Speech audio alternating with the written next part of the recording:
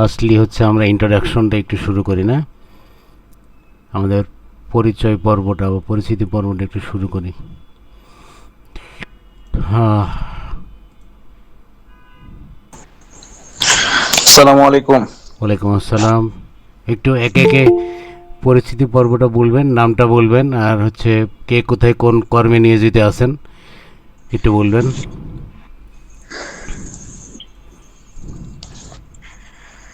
জি, ইনশাল্লাহ পরিচিতি পর্ব করা যায়। তো আমরা একটু স্যারের সাথে ইন্ট্রোডিউস হই, যাতে হচ্ছে আমরা স্যারের সাথে ফ্র্যাঙ্কলি কথা বলতে পারি, ওনার সাথে স্পিকিং করতে পারি। তো একজন একজন করে এনিওয়ান একজন শুরু করেন ইনশাল্লাহ। শুধু নামটা এবং কোথা থেকে জয়েন করছেন এতটুকু বললেই হবে, এবং বর্তমানে কি করছেন এটা যদি আপনি বলতে পারেন বলবেন। স্যারের সাথে পরিচয় হয় ইনশাল্লাহ। ছোট করে একটু পরিচয় দিই, হ্যাঁ সবাই। আসসালামু সবাই আলাইকুম। আমি মাহাদি হাসান, আমি জিগাতলা ঢাকা থেকে বলছিলাম। আমাদের একটা ডেভেলপার কোম্পানি আর কি, আমার ফ্যামিলি বিজনেস। তো আমি আর কি একটু ফিল্ডের কাজগুলো শিখতে চাচ্ছিলাম, এই কারণে জয়েন করা আর কি। এটা আমার very good, thank okay, you Mahi. মাশাআল্লাহ। নেক্সট এনিওয়ান, সবাই বলি সবাই একজন আচ্ছা একজন। ভাইয়া, আমি হচ্ছে রনি মালাকার, আমি সিলেট থেকে জয়েন করেছি এবং আমি পুষ্পা বিল্ডার্স এন্ড কনসালটেন্সিতে এখন কেড অপারেটর হিসেবে আছি। তো আমার টার্গেট কনস্ট্রাকশনের টুকটাক আইডিয়া এর অভিজ্ঞতা অর্জন করা, তাই এখানে জয়েন করেছি। মাশাআল্লাহ, গুড। Next anyone. স্যার আসসালামু আলাইকুম রহমতুল্লাহ। ওয়ালাইকুম আসসালাম রহমতুল্লাহ। জি স্যার, আমি তরিকুল ইসলাম বলছিলাম। স্যার আমি চিটাগাং থেকে স্যার ক্লাসে জয়েন করেছি। স্যার আমি একটা কনসালটেন্ট ফার্মে জব করি, আমি এখানে সাইট ইঞ্জিনিয়ার হিসেবে আছি। স্যার আপনার ফিল্ডের কাজগুলো আমি আরো ভালোভাবে শিখতে চাই, এই জন্য স্যার আমি জয়েন করছি স্যার। ইনশাল্লাহ। এনিওয়ান, আর কেউ? হ্যালো,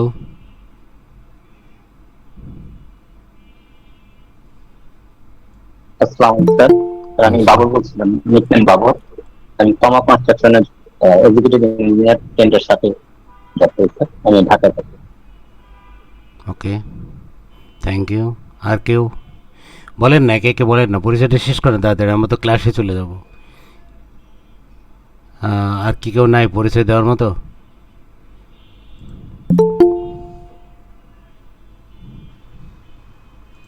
আসসালামু আলাইকুম। ওয়ালাইকুম আসসালাম। আমি মোহাম্মদ শাহজাহান। আহ, আমি বলছি দলসিরি আবাসন রূপগঞ্জ থেকে। আমি একটি ডেভেলপার কোম্পানিতে সাইট ইঞ্জিনিয়ার হিসেবে বর্তমানে আছি। গুড। আর কেউ? আসসালামু আলাইকুম। আমি সৈয়দ মুশফিক হোসেন। আমি এনার্জি প্যাক পাওয়ার জেনারেশনে স্টিল স্ট্রাকচার ডিপার্টমেন্টে প্রোডাকশন ইঞ্জিনিয়ার হিসেবে আছি আর কি। Thank you. আর কেউ আছেন?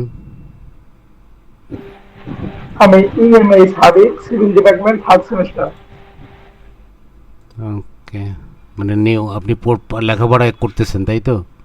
জি জি জি, পলিটেকনিক কোন পার্টি নিয়ে পড়তেছেন? সিভিল ডিপার্টমেন্ট থার্ড সেমিস্টার, পলিটেকনিক্যালের নাম কি? Patuakhali polytechnic institute. Very good. Okay, thank you very much. আর কেউ আছেন না শুরু করব?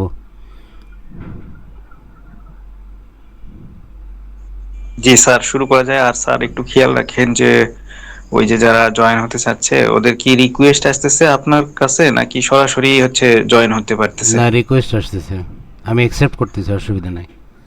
ওকে ওকে, আপনার কাছে অবশ্য সাউন্ড যাবে। ঠিক আছে, ওকে, কেউ শুরু কেউ করা যায়। কেউ কেউ একজন মানে লিভ নিল নাকি? অসুবিধা নেই, আবার আসবে হয়তো বা। ওকে, আসসালামু আলাইকুম স্যার। স্যার রেকর্ডে টিপ দিয়ে রাখেন, রেকর্ডটা হ্যাঁ, পরে। রেকর্ড হচ্ছে, অসুবিধা নেই। আমাদের বিগত দিনের যে ইয়েটা ছিল, হুম, ইয়েটা ছিল ওটা কিন্তু অলরেডি ইউটিউবে দেওয়া হয়েছে। আপনি ইউটিউবের লিঙ্কগুলো সবাইকে কি দিয়েছেন? আচ্ছা, ওইটা দিয়ে দিবনি, সমস্যা নাই। আর ওইটাতে মানে ক্লাসের ইনফরমেশন গুলো বা যেগুলো হচ্ছে আমাদের মেইন ক্লাসের টপিক, ওগুলো হয়তো বা নেই। তারপরে দিয়ে দিব আমি, সমস্যা নেই, এটা গ্রুপে দিয়ে দিব। আর এটা গ্রুপে দিয়ে দিন, জি, আমার ঠিক মনে হয় বেটার হবে আর কি। ঠিক আছে ইনশাল্লাহ। ইনশাল্লাহ জি। আমরা আজকে আসলে আসসালামু আলাইকুম, আমি ইঞ্জিনিয়ার কামাল। আমি আসলে আজকে আমাদের মেইন যে পার্টটা, আপনারা কি আমাদের আউটলাইন ওভারভিউটা দেখতে পারতেছেন আমাদের কোর্সের? শো করে কি? হ্যাঁ, আমরা আজকে যে আসতেছে না, ফুল স্ক্রিনটা আসতেছে না আর কি। আপনি ফুল স্ক্রিন করে দেন। আচ্ছা, এখন দেখা যাচ্ছে ফুল স্ক্রিন? জি না, ভাইয়া ফুল স্ক্রিনের অপশনটা করে নেবেন। আর সবার কি একই সমস্যা, ফুল স্ক্রিন হচ্ছে না? জি জি জি জি স্যার। জি ভাইয়া, ফুল স্ক্রিন হচ্ছে না। এখন কি? স্যার আপনার ওখানে মনে হয় একটা 3 ডটস এর অপশন আছে, ওখানে একটু ক্লিক করেন। ক্লিক করে হচ্ছে করেছি। তাহলে এটা কি ওই যে 2 পেজ ভিউ করে দিব? একটু অপশনগুলো একটু চেঞ্জ করেন, একটা একটা করে দেখেন একটু।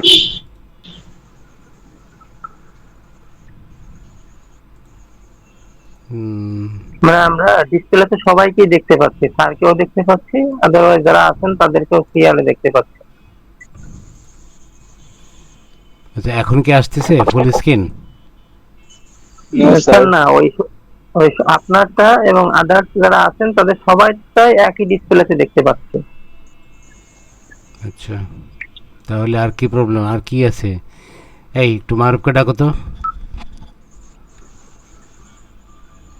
আমি সলিউশনটা পেয়েছি। আমি যেটা বলি সেটা হচ্ছে যে সবার নিজের স্ক্রিনে 3টা ডট আছে, হ্যাঁ, অ্যাডজাস্ট ভিউ ক্লিক করবেন। অ্যাডজাস্ট ভিউতে ক্লিক করে স্পটলাইট,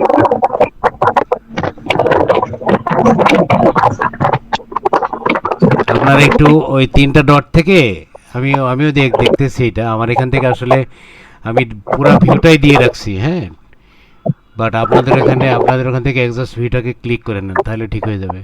অ্যাডজাস্ট ভিউতে যে স্পটলাইটে দিলেই হয়ে যাবে। হুম।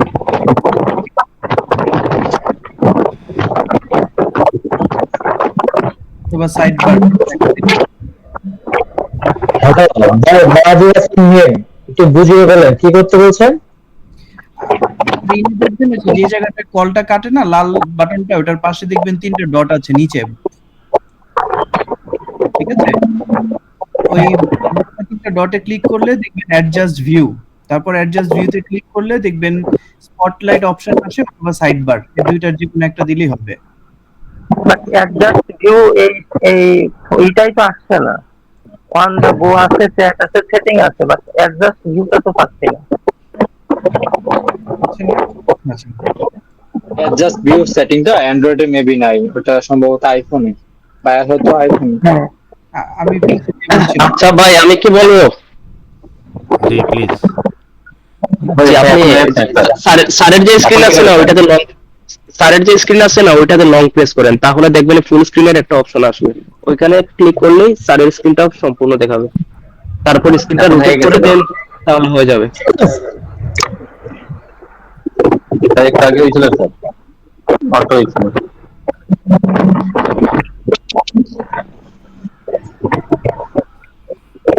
এখন কি ফুল দেখা যায়? না স্যার,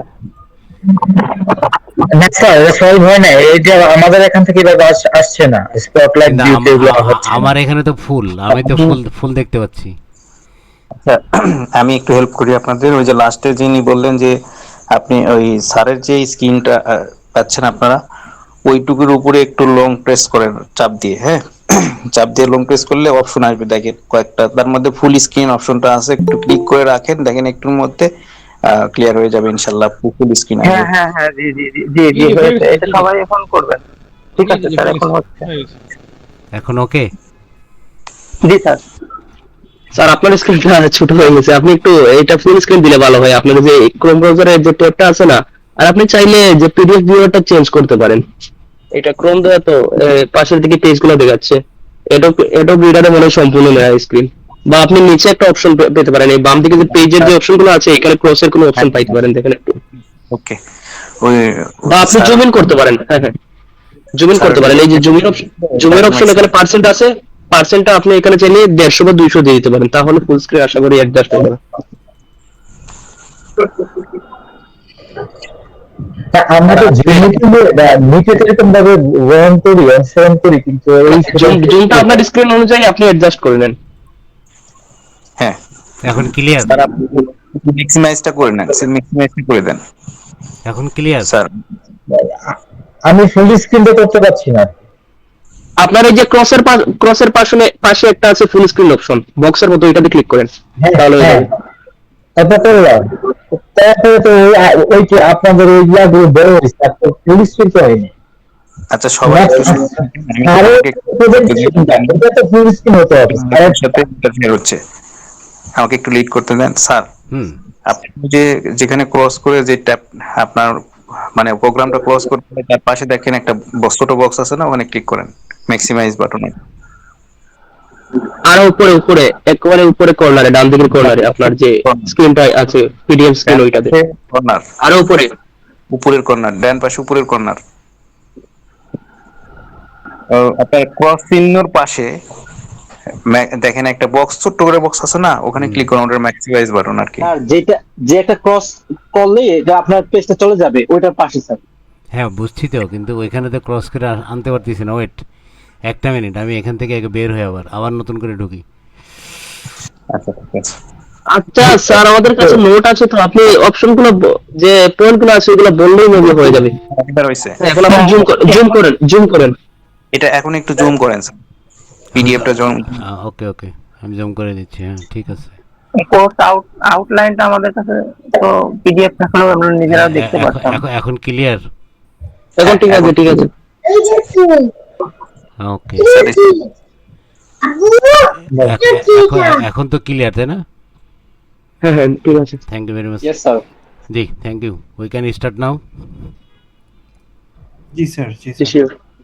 ওকে, আমাদের আসলে আজকের টপিকসটা হচ্ছে introduction to construction and project overview. হ্যাঁ, আসলে একটা প্রজেক্টের ফুল বিষয়গুলো সম্পর্কে জানা এবং শোনা এবং এটাকে আয়ত্তে নেওয়াটা হচ্ছে আমাদের আজকের প্রোগ্রামের মূল উদ্দেশ্য। তো আজকে তো বেসিক্যালি আপনাদের একটু সময় নিয়ে আমার সাথে থাকতে হবে। আমাদের কোর্সে তো স্যার রেকর্ডিং পাবো আমরা, রাইট? হ্যাঁ ডেফিনেটলি রেকর্ডিং পাবেন। আপনাদেরকে একটু সময় নিতে হবে আজকে, কারণ হলো আজকে আমাদের ফার্স্ট ডে। আমরা চাচ্ছি যে এটা লম্বা সময় নিয়ে আমরা এটা এক দেড় ঘন্টা যাই লাগুক, আপনারা একটু ধৈর্য ধরে শুনবেন আর কি। হ্যাঁ okay sir. Okay sir, maybe আপনাদের হচ্ছে ক্লাসের এই পিডিএফ ফাইলটা দিয়ে দিলে ভালো হতো। হ্যাঁ এটা আমরা দিয়ে দিব। আমরা পিডিএফ ফাইল বলতে আমরা এটাকে আই থিঙ্ক যে আমাদের যে অ্যাডমিন আছে উনি হয়তো বলছে আপনাদেরকে, আমরা এই টোটাল বিষয়টার পিডিএফ ফাইল পাবেন এবং এটার সাথে ডিটেলিং সহ আমরা একটা বুক ছাপাবো, বুক। সেই বইটা আপনাদেরকে দিয়ে দিব আর কি। আপনারা ক্লিয়ার বুঝতে পারছেন? জি স্যার, জি স্যার। ওকে গুড, তাহলে আমি শুরু করি। আমাদের আর সময় নাই হাতে, মেবি উই ক্যান স্টার্ট। এখানে দেখেন আমি এই জিনিসটাকে কয়েকটা পার্টে ভাগ করছি। বেসিক্যালি এই যে আমরা যেটা নিয়ে আজকে আলোচনা করব, এই টোটাল জিনিসটাকে কয়েকটা পার্টে আমরা ভাগ করছি। এর মধ্যে প্রথম যেটা আসছে, আপনারা দেখতেছেন স্ক্রিনে দেখা যাচ্ছে তো না? জি স্যার, স্ক্রিন দেখা যাচ্ছে। ওই লেখাটা দেখা যাচ্ছে আপনার না? পিডিএফ স্ক্রিন না এখানে আপনার এই যে আচ্ছা দেখতেছি পিডিএফ স্ক্রিন আসলে। ওকে ওকে, বারবার হারাই ফেলতেছি কেন জিনিসটা বুঝতেছি না।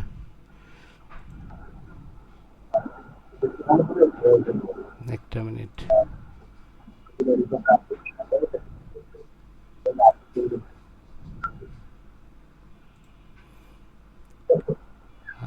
এবার কি দেখা যাচ্ছে? জি স্যার, এটা জুম করলে হবে এখন। আচ্ছা জুম করে দিচ্ছি, অসুবিধা নেই। এখানে হয়েছে কি মাঝে মাঝে জয়েন করতেছে, এখনো জয়েনিংটা মানে পুরোটা ক্লোজ হয়নি আর কি, যার কারণে এই প্রবলেমটা হচ্ছে। আমাকে আবার ওই আর একটা ইয়েতে যাই ঢুকতে হচ্ছে, বুঝতে পারছেন? জি স্যার, জুমে ক্লাস নেওয়া হয় তো বুঝতে পারছেন। তো এই জন্য এই সমস্যাটা হচ্ছে। এই দেখেন আবার বের হয়ে গেছি আমি, মানে এইটা আসলে মানে ফার্স্ট ডে তো এরকমটা হতে পারে, নেক্সট দিন থেকে সবাই সতর্ক থাকবে এবং যথাসময়ের মধ্যেই ইনরোল করবে, তাহলে আর এই প্রবলেম ফেস করতে হবে না স্যার। ইনশাল্লাহ, থ্যাংক ইউ। তো I think I can do it. তো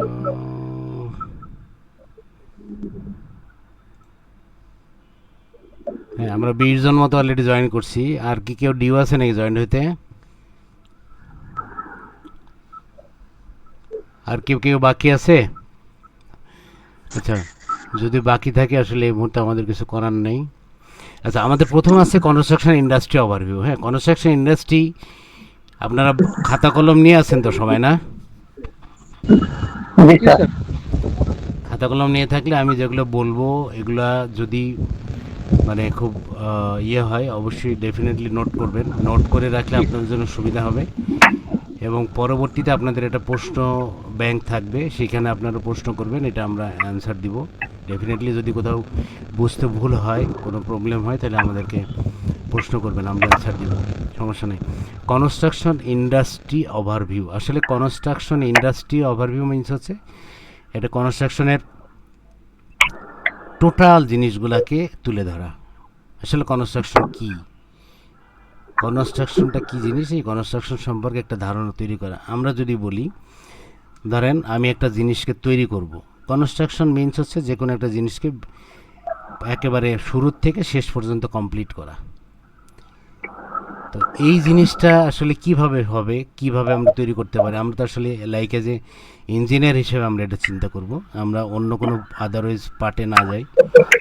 আমরা যদি ইঞ্জিনিয়ার হিসেবে চিন্তা করি তাহলে আমাদের কনস্ট্রাকশনের মধ্যে কি কি পার্টগুলো থাকে। আমরা একটা বিল্ডিং বা ধরেন যে কোনো ধরনের কনস্ট্রাকশন, বিল্ডিং হতে পারে, রোড হতে পারে, তারপরে হচ্ছে বিল্ডিং তো এখন অনেক টাইপ হয়, industry building, residential, commercial, bridge, culvert, road, এই ধরনের কনস্ট্রাকশনগুলো আমরা এখন বাংলাদেশে অহরহ করতেছি, তাই না? জি স্যার। তো এই জিনিসটা আসলে এই কনস্ট্রাকশন বিষয়টা আসলে আমাদের জানাটা খুব জরুরি, যে আমরা এই কনস্ট্রাকশন ফেজগুলো, কনস্ট্রাকশন সম্পর্কে আমাদের কি ধারণা আছে, আমরা এতদিন পর্যন্ত কি ধারণা জ্ঞান অর্জন করছি। তো আমরা যদি বেসিক চিন্তা করি, যে আসলে আমরা যদি বেসিক্যালি ভাবি যে আমাদের কনস্ট্রাকশন ইন্ডাস্ট্রি নিয়ে আমাদের ধারণাটা কী এবং এই কনস্ট্রাকশন ইন্ডাস্ট্রির গিরিঅপটা কোথায়, এটা কোথা থেকে তৈরি হয়ে কোথায় যাই শেষ হচ্ছে, এই জিনিসটা কিন্তু আমরা অনেকেই বুঝি না বা জানি না। এটা আমাদের জানাটা খুব জরুরি, কেননা প্র্যাকটিক্যাল ফিল্ডে যে দেখবেন যে এই জিনিসগুলো আপনাকে খুব ভোগাবে। যেমন ধরেন প্রথমত হচ্ছে কনস্ট্রাকশন ওভারভিউর মধ্যে প্রথম আপনার যে জিনিসগুলো আসবে সেটা হচ্ছে যে প্ল্যানিং একটা পার্ট। কনস্ট্রাকশন ওভারভিউর অনেক কটা পার্ট থাকে, একটা হচ্ছে প্ল্যানিং পার্ট। প্ল্যানিং পার্টটা হচ্ছে, প্ল্যানিং পার্টে কী কী থাকে? প্ল্যানিং পার্টে অনেকগুলো অপশন থাকে। ফার্স্ট অপশন হচ্ছে আপনার ল্যান্ড সার্ভে, সেকেন্ডলি হচ্ছে মনোযোগ দিয়ে শুনবেন সয়েল টেস্টিং। ল্যান্ড সার্ভে হচ্ছে ফার্স্ট পার্ট, সেকেন্ড হচ্ছে সয়েল টেস্টিং, থার্ড হচ্ছে আর্কিটেকচারাল প্ল্যান, ফোর্থ হচ্ছে স্ট্রাকচারাল প্ল্যান বা ডিজাইন, ফিফথ হচ্ছে এখন এমইপি। এমইপি এর মধ্যে অনেকগুলো পার্ট থাকে, একটা হচ্ছে মেকানিক্যাল, ইলেকট্রিক্যাল, প্লাম্বিং, তারপরে হচ্ছে আপনার fire hydrant system, fire protection and detection system. এরপরে আসবে হচ্ছে এইচভিএসি। তো এই জিনিসগুলো হচ্ছে, জি স্যার প্লাম্বিং এর পরে কি বললেন স্যার? প্লাম্বিং এর হ্যাঁ, মেকানিক্যাল, ইলেকট্রিক্যাল, ইলেকট্রিক্যাল, প্লাম্বিং, আর হচ্ছে fire detection and protection system, fire detection and protection system. আচ্ছা, একটু রিকোয়েস্ট করি আপনাদের, দুই একজনের হচ্ছে দেখা যাচ্ছে যে মাইকটা অন করে রাখছেন, একটু কষ্ট করে আপনারা একটু অফ করে রাখেন ভাই, একটু কষ্ট করে অফ করার, নিজের দায়িত্ব অফ করে রাখেন। যখন কথা বলবেন তখন শুধু অন করবেন, না হলে হচ্ছে যে সারে ডিস্টার্ব হবে, আপনাদেরও ডিস্টার্ব হ্যাঁ, হবে, মাঝে সবার মাঝে ডিস্টার্ব একটু হবে। ঝামেলা হচ্ছে আর কি। যাই হোক, তো আপনার একটু এটা এটা আর হচ্ছে যে, আর হচ্ছে যখন প্রশ্ন করার পর্বটা শেষের দিকে রাখবেন, আপনারা সবাই একটু নোট করে রাখবেন ঠিক আছে, একটু মনে রাখবেন বা একটু লিখে রাখবেন, টুকে রাখবেন। হ্যাঁ, এটা চেষ্টা করেন। ওকে। এখন এই জিনিসগুলো আমাদের আসলে আমরা এরপরে আসতেছে এইচভিএসি, যেটাকে সংক্ষেপে বলা হয় এইচভ্যাক। এইচভ্যাক আমি তাহলে আপনাদের শুরুর থেকে বলি। প্রথমে কি বললাম? Digitalization survey.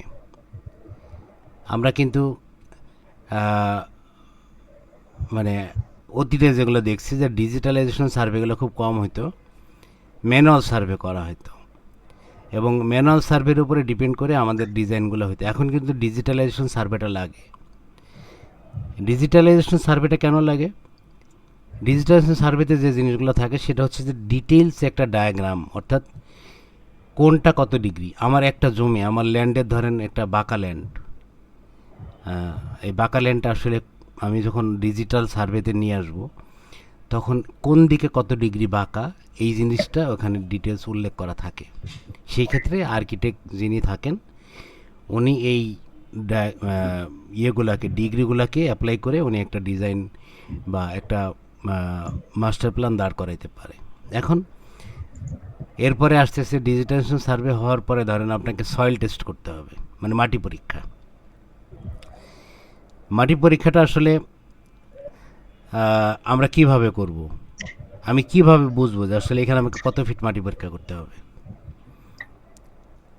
খুব সহজ একটা মানে নলেজ আর কি, যে খুব সহজ একটা বিষয়। সেটা হলো যে আপনারা যদি ডিপলি চিন্তা করেন, মানে অনেক বেশি চিন্তা করেন, তাহলে এটা অনেক বড় বিষয়। আর যদি খুব শর্টলি চিন্তা করেন তাহলে আমাদের ভাবতে হবে যে যদি ধরেন আমার 6 তলা বিল্ডিং হয়, 6 তলা বিল্ডিংয়ের ক্ষেত্রে মিনিমাম 50 ফিট আমাকে সয়েল টেস্ট বোরিং করতে হবে। তো সয়েল বোরিংটা 50 ফিট আমাকে মিনিমাম করে, যদি 6 তলা বিল্ডিং হয়ে থাকে। এখন কোনো সময় হয় কি, 6 তলা বিল্ডিং করতে যে 50 ফিট বোরিং করতে গেলেও দেখা যাচ্ছে আমি এসপিটি ঠিক মতো পাচ্ছি না। স্ট্যান্ডার্ড পেনিট্রেশন টেস্ট যেটাকে বলা হয়, মনে রাখবেন, standard penetration test, SPT means হচ্ছে স্ট্যান্ডার্ড পেনিট্রেশন টেস্ট। এটা একটা প্রতি 5 ফিট লেয়ারে এই মানে পেনিট্রেশনটা করা হয়, পেনিটেটটা করা হয়। এটা হচ্ছে 124 LBS-এর একটা হ্যামার দিয়ে এটাকে ড্রাইভ করা হয়, পিটাই ঢোকানো হয় আর কি, ম্যানুয়ালি যেগুলো হয়। তো এই যদি সয়েলের ওই সব জায়গাগুলো দেখা যাচ্ছে আমরা এসপিটি ভালো পাচ্ছি না, এসপিটি ভালো না পালে তো বেয়ারিং ক্যাপাসিটি ডেফিনেটলি ভালো আসবে না। তখন কি করতে হয়? যত দূর পর্যন্ত যে এসপিটি ভালো পাওয়া যায় সেই পর্যন্ত আমাদেরকে যেতে হয়। দেখা যাচ্ছে কোনো জায়গায়, যেমন আমি আমাদের এই ঢাকা শহরকে নিয়ে যদি চিন্তা করি, সারা ঢাকা শহরের মধ্যে 3টা জোনের মাটি সবচেয়ে খারাপ। আমি বলি জোনগুলো হচ্ছে, 1 নম্বর হচ্ছে নারায়ণগঞ্জ জোন। নারায়ণগঞ্জ জোনের মাটি খুবই খারাপ। আপনারা যদি নারায়ণগঞ্জের কি এখানে থেকে থাকেন তাহলে তারা সয়েল টেস্ট করাইলে হয়তো বুঝছেন যে 100 ফিটের আগে ওদের কোনো এসপিটি হয় না, হয় খুব কম 1, 2, 3, 4 এরকম SPT. 100 feet, 120 feet, 140 feet, 150 feet পর্যন্ত পাইল করা হয় 6 তলা বিল্ডিং করতে। এরপরে আরেকটা জোনের মাটি খারাপ, সেটা হচ্ছে গাজীপুরের মাওনা থেকে ভালুকা পর্যন্ত, এই অংশটার মাটি খারাপ। এরপরে ঢাকা শহরের ভিতরে যদি বলি তাহলে ঢাকা শহরের ভিতরে 3টা জায়গার মাটি খারাপ। একটা হচ্ছে মতিঝিল, এগুলো আপনারা নোট করতেছেন তো নাকি? জি স্যার, দেখতেছি স্যার।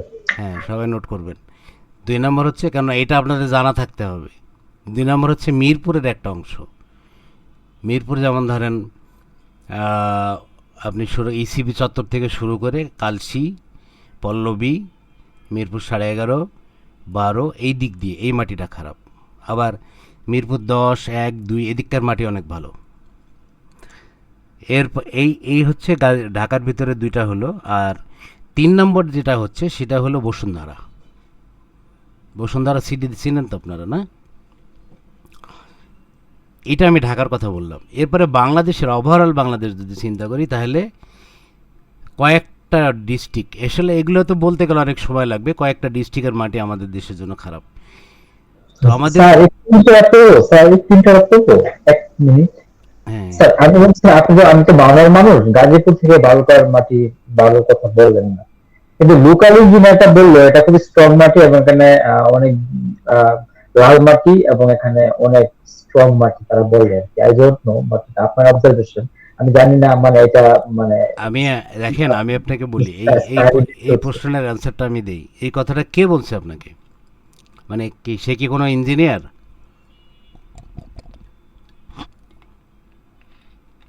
স্যার ইঞ্জিনিয়ার বলতে আর কি লোকাল যারা আছে আর কি, লোকাল ওরা একটু পাবলিক, বললো। হ্যাঁ লোকাল লোক বলেছে আপনাকে। এই জিনিসটা হচ্ছে কি, আপনারা খুব ভালো করে মনে রাখবেন এবং মনোযোগ দিয়ে শুনবেন। আমাদের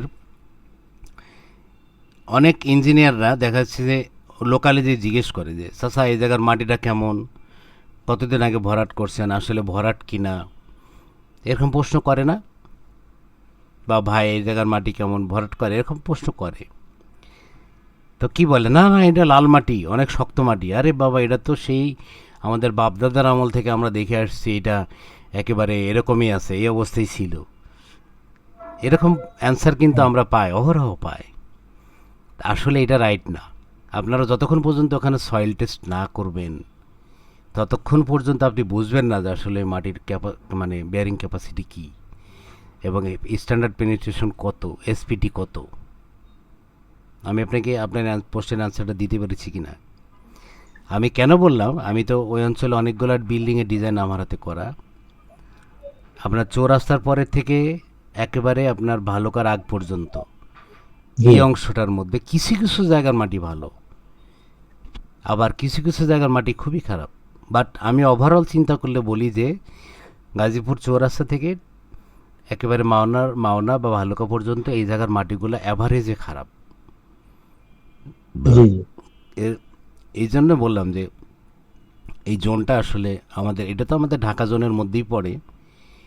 এই জিনিসটা আমরা আসলে স্যার আমি একটু বলতে চাই, আমি তো আর্কিটেকচার স্টুডেন্ট, মানে এটা কি স্যার আপনার পার্সোনাল অবজারভেশনে বলতেছেন না এটা কোনো মানে স্টাডি থেকে? এটা আমি এখন ওই জায়গাটায় আমি আসতেছি। দেখেন আপনি এখানে আপনি বিএনবিসি 2020-তে যাবেন। আমি আসলে আপনাদের আজকের ক্লাসটার জন্য শুরু থেকে খুব প্রিপেয়ার ছিলাম, বাট আবার হঠাৎ করে একটা মিটিং ছিল, খুব জরুরি মিটিং ছিল, যার কারণে আমি ওই জিনিসগুলোকে এখানে অ্যাড করতে পারিনি। বিএনবিসি 2020-তে দেখবেন যে একটা ম্যাপ আছে, একটা সক ম্যাপ দেওয়া আছে। এই ম্যাপটাতে আমাদের বাংলাদেশটাকে কয়েকটা জোনে ভাগ করা আছে। Zone A, zone B, zone C, zone D, zone E, zone F বা জোন 1, জোন 2, জোন 3, জোন 4। এর মধ্যে আবার জোন 1-এর এ বি সি ডি আছে, জোন 2-এর এ বি সি ডি আছে, অনেক কিছু আছে আর কি। তো জোন 1 যেটা সেটা একটা এলাকা, জোন 2 যেটা সেটা একটা এলাকা, জোন 3 যেটা সেটা একটা এলাকা। আপনারা দেখবেন বিএনবিসি 2020-তে এই বিষয়টা আমি দাঁড়ান, আমি যদি একটু এখানে সার্চ করি আমার ইয়ের থেকে, তাহলে আমি আপনাদেরকে ভালো করে দেখাতে পারবো। আমাকে একটু সময় যদি দিতে পারেন তাহলে হবে। এখন ওই জায়গাটা আমরা আসবো, ওখানে আমরা আসবো। এই জিনিসটা হয়তো লাস্টে আমি আপনাদেরকে শো করব যে আসলে বিএনবিসিতে ওই জায়গাগুলো কীভাবে মেনশন করা আছে এবং আপনারা কিভাবে বুঝবেন। আপনারা একটা জিনিস ভালো করে জানেন কিনা যে আমাদের ঢাকা শহরের একটা প্লেট আছে, যে প্লেটটা মধুপুর দিয়ে বের হয়ে মধুপুর টাঙ্গাইল দিয়ে বের হয়ে গাজীপুরের মাওনার একটা অংশ দিয়ে বের হয়ে গেছে, জানেন? যেটাকে বলে টেকটনিক প্লেট। তো টেকটনিক প্লেটটা ধরেন যে অঞ্চল দিয়ে গেছে, এই অঞ্চলটা হচ্ছে আমাদের জোন 3-র আওতায় পড়ে। জোন 3 মানে কি? জোন 3 মানে আপনাকে বুঝতে হবে যে সয়েল কন্ডিশন খুব খারাপ, বেয়ারিং ক্যাপাসিটি খারাপ, সেখানে ডিজাইন টোটালি আলাদা হবে। আমরা যদি কল্পনা করি জোন এ, জোন বি যদি আমরা কল্পনা করি, জোন বি হচ্ছে ঢাকা, গাজীপুর, তারপরে হচ্ছে মানিকগঞ্জ, এর কিছু অংশ নিয়ে হচ্ছে জোন বি বা জোন 2 যেটাকে বলি আমরা। জোন 1 হচ্ছে নারায়ণগঞ্জ, ওই দিকটার অংশগুলা। তো যেখানে যেখানে আপনারা দেখবেন ওই জায়গার যে নকশাটা আছে ওই নকশাতে যেখানে যেখানে দেখবেন যে এই টেকটনিক প্লেটগুলোর ফাটল আছে বা একটা রেখার মতো দেওয়া আছে, এই রেখার অঞ্চলগুলো সয়েল খুবই খারাপ। এটা বেসিক্যালি এইভাবে আমি আপনাদেরকে ক্লারিফাই করলাম। বাট আরেকটা দিক হলো যে এই জিনিসটাকে টোটালি যদি আমরা ভাবি, দাঁড়ান আবার কে জানি নক করছে, একটু তাকে রিসিভ করি। কে একটা নক করলো, হ্যাঁ ওকে, আবার বের হয়ে গেছে কেউ, ওকে সরি, মাঝখানে আরেকজন নক করছে, তাকে রিসিভ করতে হয়েছে আমাকে। এখন ধরেন এই সব জোনগুলা, এগুলা তো জোন ওয়াইজ আমাদের দেওয়া আছে, এইগুলা বেসিক্যালি আমাদের এই কনস্ট্রাকশন ওভারভিউর অংশ না। এটা বেসিক্যালি দেখে হলে স্ট্রাকচারাল ডিজাইনাররা, স্ট্রাকচারাল ডিজাইনার যারা স্ট্রাকচারাল ডিজাইন করে, স্ট্রাকচারাল পার্ট নিয়ে কাজ করে, তারাই বেশি দেখে। তবে আমি আপনাদেরকে শুধু একটু ন্যূনতম ধারণা দিলাম, যে ধারণাটা আপনাদের প্র্যাকটিক্যাল ফিল্ডে কাজে আসবে। ধন্যবাদ। এরপরে যে অংশটা আসবে, যেটা আসতেছে সেটা হলো যে সয়েল টেস্টের পরে কি আসতেছে, আর্কিটেকচারাল ড্রয়িং।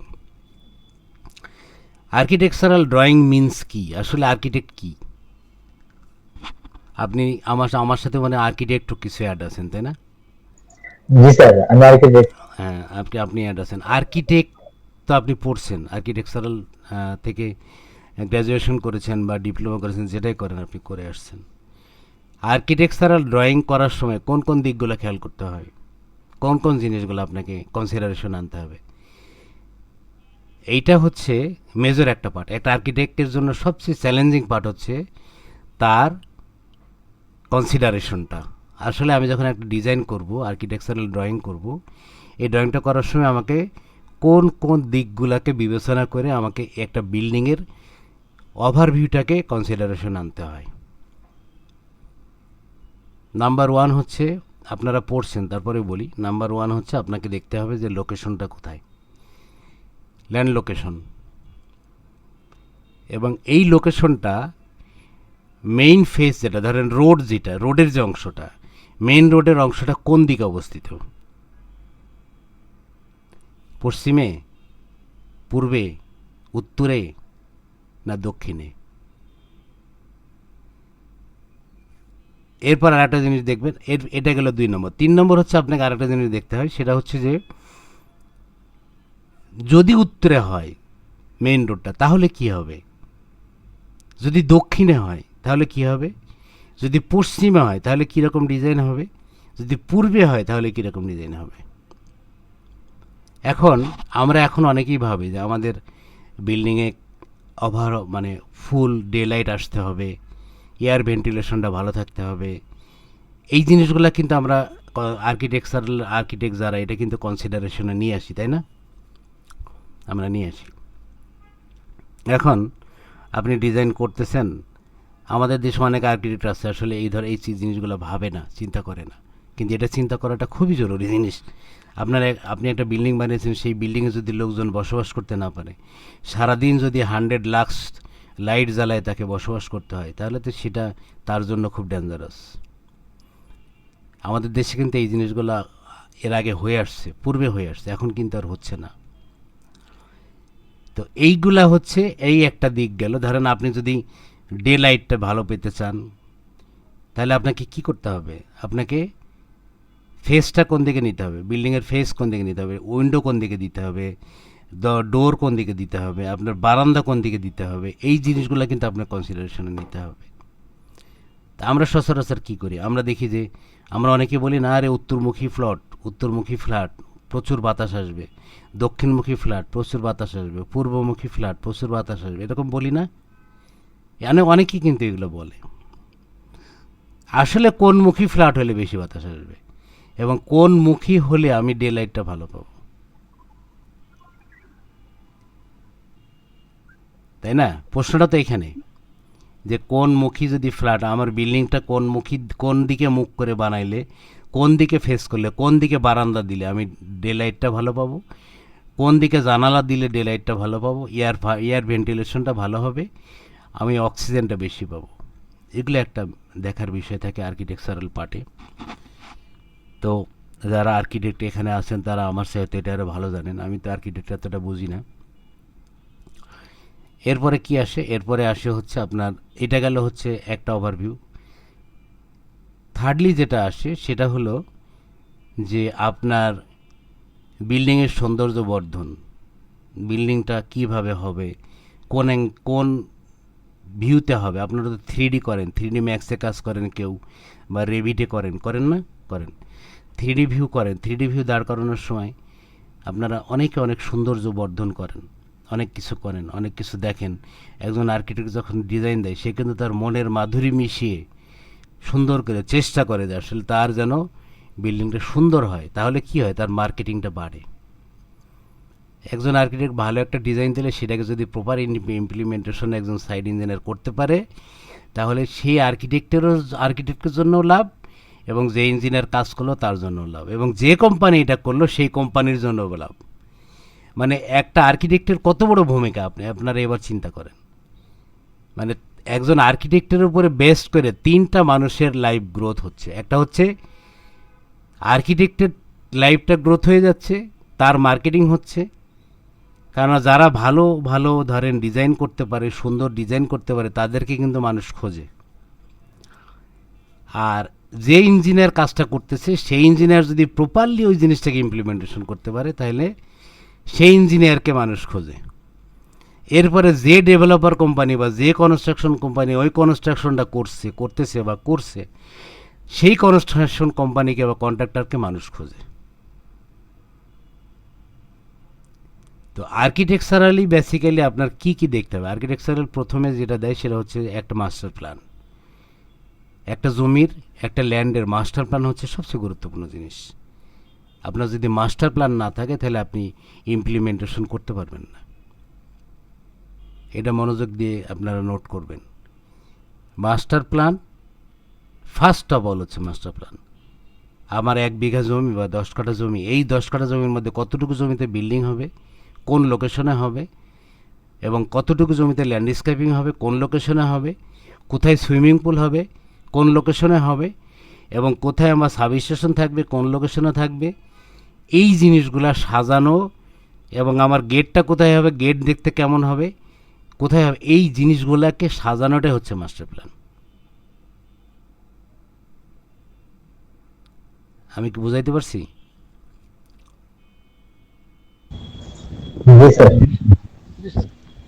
তো মাস্টার প্ল্যান হচ্ছে মেন। এবার সেকেন্ডলি আসবেন হচ্ছে আপনার ডিজাইন ফেজ, আর্কিটেকচারাল ড্রয়িং। ওই যে আমি ডিজাইন ফেজের যে কথাগুলো শুরুতে বললাম যে আপনি দিক বিবেচনা করে ডিজাইন করবেন। এটা খুব মেজর একটা জিনিস যে আপনি আসলে ডে লাইটটা কোন দিক থেকে, আমাদের দেশে পূর্ব দিক থেকে সূর্য ওঠে, পশ্চিম দিকে অস্ত যায়, তাহলে ডে লাইটটা কোন দিক থেকে বেশি আসবে বলেন? আর্কিটেক্ট তো আছেন একজন, বলেন না ডে লাইট কোন দিক থেকে বেশি পাবেন? তাহলে পূর্ব দিক থেকে সূর্য ওঠে, পশ্চিম দিকে অস্ত যায়, তাই না? তাহলে ডে লাইটটা কোন দিকে বেশি? হ্যাঁ হ্যাঁ, আপনারা এটাকে আসলে একেবারে সাউথ বললে হবে না, আপনাকে কনসিডারেশন নিতে হবে ইস্ট সাউথ বা নর্থ সাউথ। হ্যাঁ, এই হ্যাঁ রাইট, এগুলো আপনাদেরকে খেয়াল রাখতে হবে।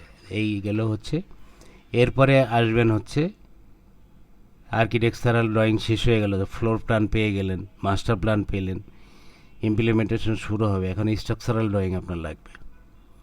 স্ট্রাকচারাল ইঞ্জিনিয়ার আপনাকে একটা স্ট্রাকচারাল ড্রয়িং দিল, স্ট্রাকচারাল ড্রয়িংটা নিয়ে প্রথম যে কাজটা হবে সেটা হলো আর্কিটেকচারাল ড্রয়িং ধরে আপনি একটা বিল্ডিং লেআউট দিবেন। আপনারা খেয়াল করবেন যে বিল্ডিং লেআউটটা দেওয়ার সময় কখনোই স্ট্রাকচারাল ড্রয়িং ফলো করবেন না। আপনারা, আমি আবারও বলি এই কথাটা, যে বিল্ডিং লেআউট ইমপ্লিমেন্টেশন করার সময় কখনোই স্ট্রাকচারাল ড্রয়িং ফলো করবেন না, ডেফিনেটলি আর্কিটেকচারাল ড্রয়িং ফলো করবেন। এখন অনেকে প্রশ্ন থাকতে পারে, স্যার এটা কেন এটা বললেন, আমরা তাহলে স্ট্রাকচারাল ড্রয়িং কেন করলে, স্ট্রাকচারাল ড্রয়িংকে আমরা ফলো করলে কি সমস্যা? এটার অ্যান্সারটা আমি পোস্টে উত্তর পর্বে দিয়ে দিব। আর্কিটেকচারাল ড্রয়িং ধরে লেআউট দিবেন, স্ট্রাকচারাল ডিজাইনার ডিজাইন দিবে। আমরা কিন্তু অনেকে জানি না আসলে আর্কিটেকচারাল ড্রয়িংগুলো কোন স্টেজ থেকে কোন স্টেজে যায়, স্ট্রাকচারাল ড্রয়িংগুলো কোন স্টেজ থেকে কোন স্টেজে যায়, এই জিনিসগুলো আমরা অনেকে জানি না। আবার অনেকে জানি, অনেক অভিজ্ঞ ইঞ্জিনিয়ার আমার সাথে আছেন, হয়তো অনেকে জানেন। আর্কিটেকচারাল ড্রয়িংগুলোর প্রথম শুরু হয় হচ্ছে আপনার, আমি বলছি অলরেডি একবার বলেছি, মাস্টার প্ল্যান দিয়ে শুরু হবে।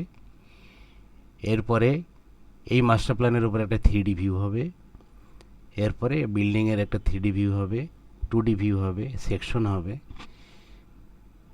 তারপরে হবে কি প্ল্যান হবে, ফ্লোর প্ল্যানগুলো হবে। ফ্লোর প্ল্যান কী হবে, গ্রাউন্ড ফ্লোর যদি বেসমেন্ট থাকে basement floor plan, ground floor plan, first floor থেকে টিপিক্যাল ফ্লোর প্ল্যান, রুফটপ। এরপরে হবে আপনার রুফটপের উপর আর একটা রুফটপ থাকে, সেটা কি জানেন? আমাদের কিন্তু রুফটপ 2টা, আমরা তো জানি রুফটপ একটা, তাই জানি না? বাট রুফটপ তো 2টা। আরেকটা কোনটা রুফটপ? হ্যাঁ, সিঁড়ি এবং লিফটের উপরে যে একটা রূপ থাকে সেটাকে আরেকটা রুফটপ বলা হয়, এটাও কিন্তু একটা রুফটপ। তো এগুলো হচ্ছে আর্কিটেকচারাল ড্রয়িংয়ের একটা সাজানো পার্ট। আপনাকে যদি একজন ইন্টারভিউয়ার, ধরেন আমার মতো একজন ইনস্ট্রাক্টর আপনাকে বোর্ডে বলে, ড্রয়িং কতগুলো সামনে দিয়ে বললো আর্কিটেকচারাল, যে এই ড্রয়িংটা সাজাও তো ভাই। যারা ফ্রেশার, যারা নতুন বের হবেন বা পড়তেছেন বা বের হয়েছেন, এই প্রশ্নটা কিন্তু কমন, এটা মাথায় রাখবেন। এই প্রশ্নটা কিন্তু কমন, আপনাকে ইন্টারভিউ বোর্ডে এই প্রশ্নটা করবেই, যে আপনি এই ড্রয়িংগুলো আপনি সাজান। আমি আপনাদেরকে যে অ্যাডভাইসগুলো দিলাম, ডেফিনেটলি এখন আর আপনাদের ড্রয়িং সাজাতে কোনো প্রবলেম হবে না। হবে? স্যার স্টেপসগুলো যদি আবার বলেন তাহলে একটু ভালো হয়, এই মাস্টার প্ল্যান থেকে যে বলছিলেন। হ্যাঁ, আমি বলি, আবার নোট করেন। প্রথমে হচ্ছে মাস্টার প্ল্যান, সেকেন্ডলি হচ্ছে 3D ভিউ, থার্ড হচ্ছে বিল্ডিংয়ের 3D ভিউ, মানে আপনার মাস্টার প্ল্যানের একটা 3D ভিউ হবে, বিল্ডিংয়ের একটা 3D ভিউ হবে আলাদা। থার্ড হচ্ছে, ফোর্থ হচ্ছে এলিভেশন। এলিভেশন কয়টা পার্টে হয়? Front elevation, east elevation, north elevation, আবার সাউথও করে অনেকে। সাউথটা আমাদের এত লাগে না, নর্থ, ইস্ট এবং ফ্রন্ট, এই 3টে এলিভেশন হলেই হয়। তো 3টে এলিভেশন, সেকশন 2টা পার্টে হয়, সেকশন এ, সেকশন বি।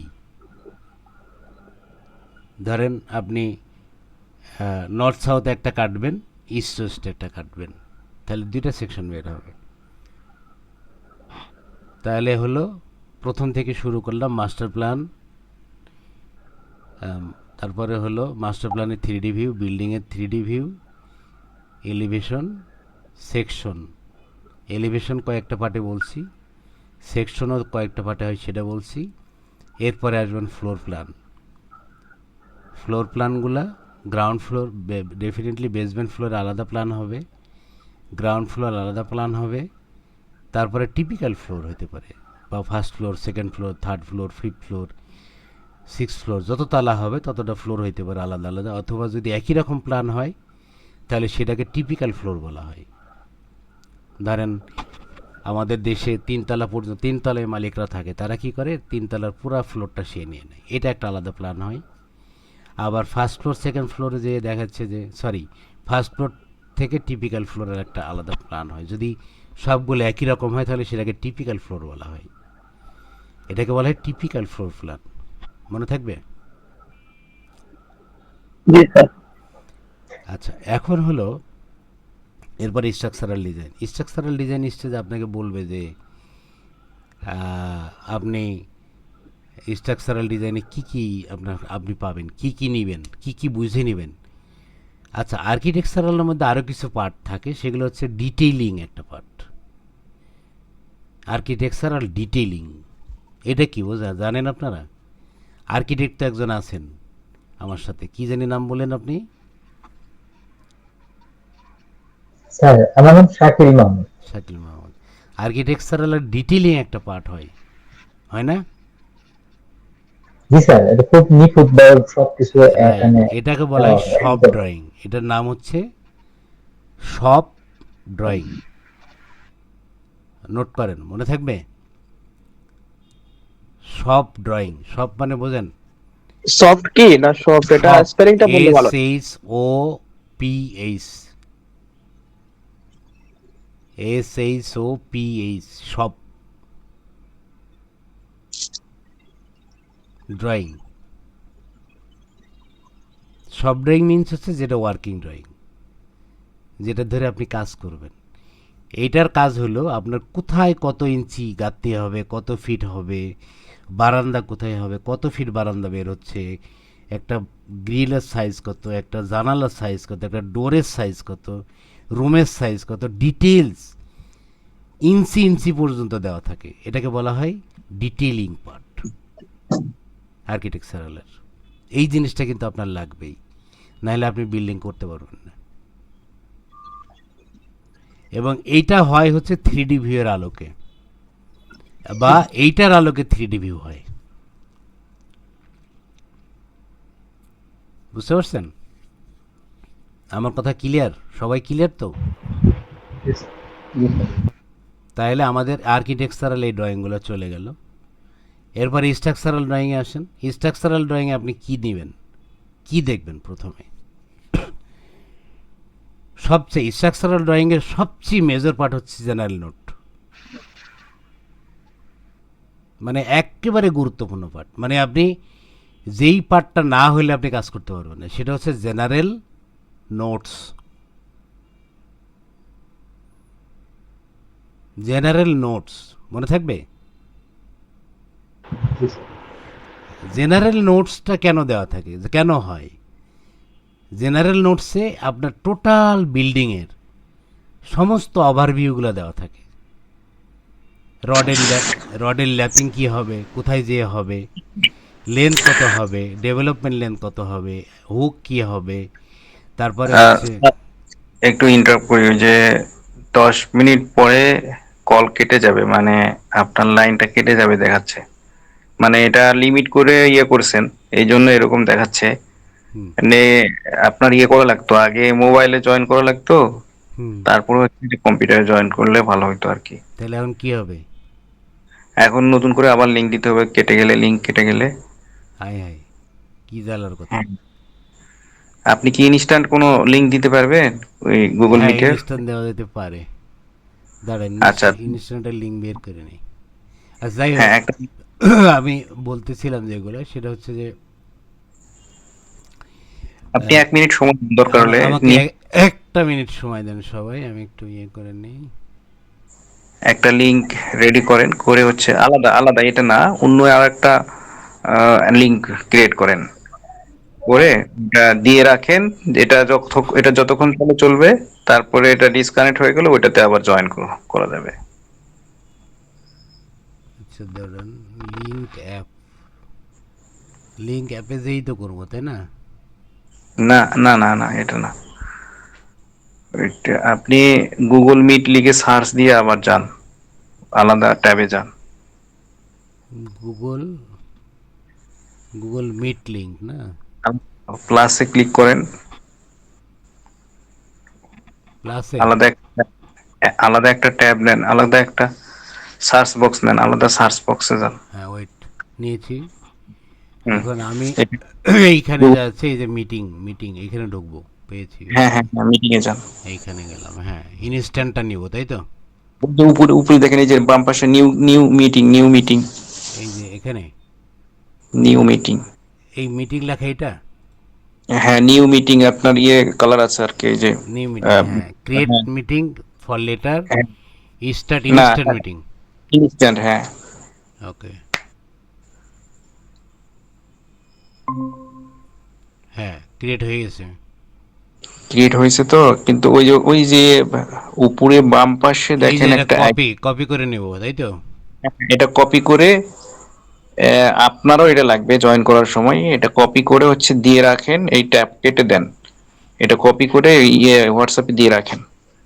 ওকে, দাঁড়ান একটু, কি ঝামেলা হলো এটা, মানে বিপদের ওপরে বিপদ আর কি।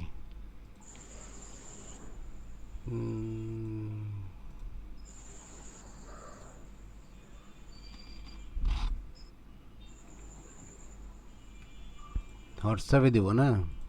হ্যাঁ হোয়াটসঅ্যাপে যান, হোয়াটসঅ্যাপে যেয়ে আপনি ওটা গ্রুপে সেন্ড করে রাখেন।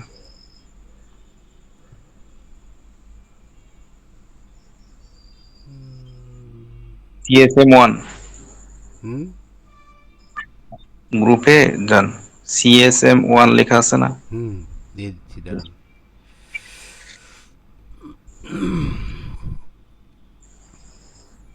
লিঙ্কটা নিলাম, এখন আমি হোয়াটসঅ্যাপে ঢুকবো।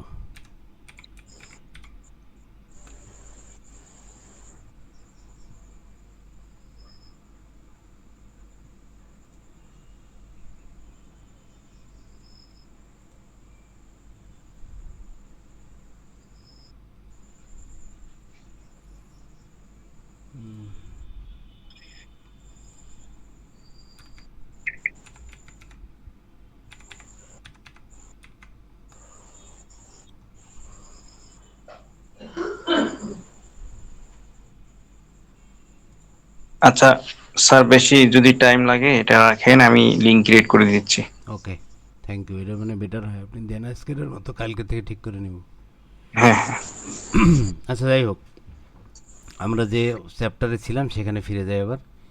আপনি একটা লিঙ্কের মধ্যে ক্রিয়েট করেন, করে করে ফেলেন, ঠিক আছে? ওকে। আমরা আচ্ছা, আমরা ছিলাম হচ্ছে, হাই হাই রে, কোথায় গেলাম আমি?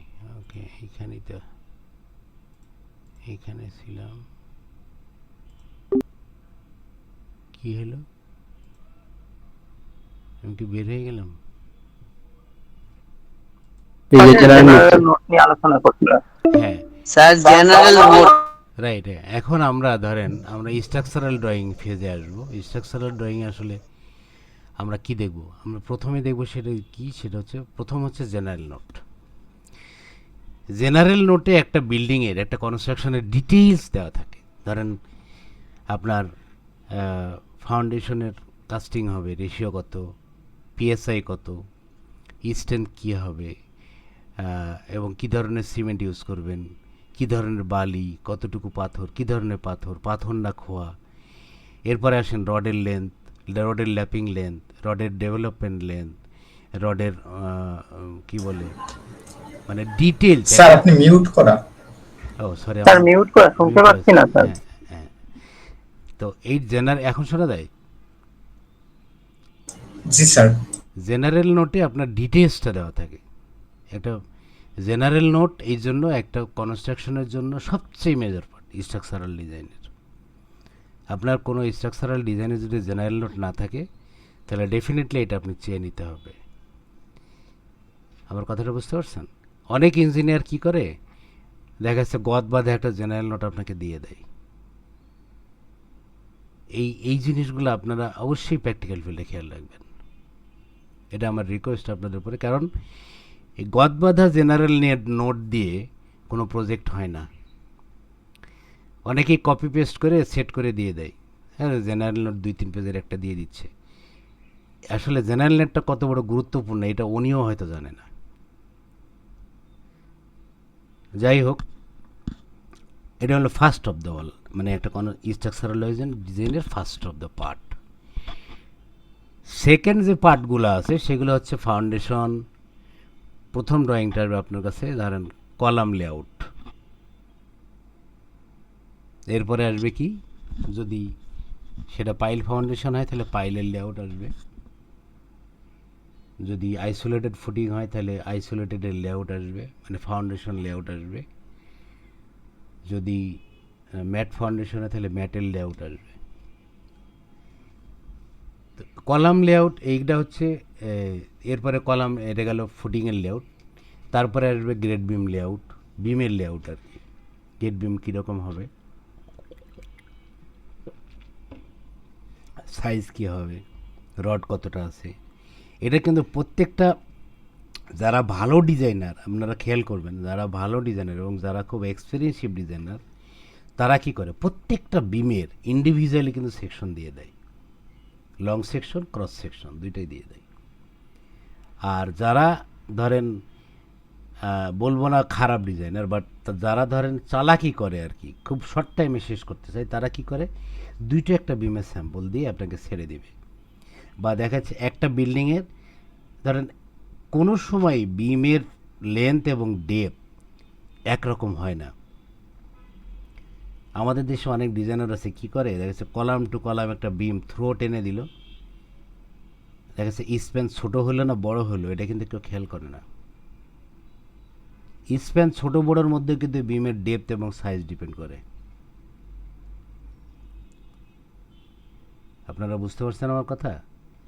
ধরেন যদি আমার স্প্যান ছোট হয়, আমার একটা স্প্যান আছে 30 ফিট, পরের স্প্যানটা ধরেন 20 ফিট, তারপরের স্প্যানটা 12 ফিট, তারপরের স্প্যানটা 15 ফিট।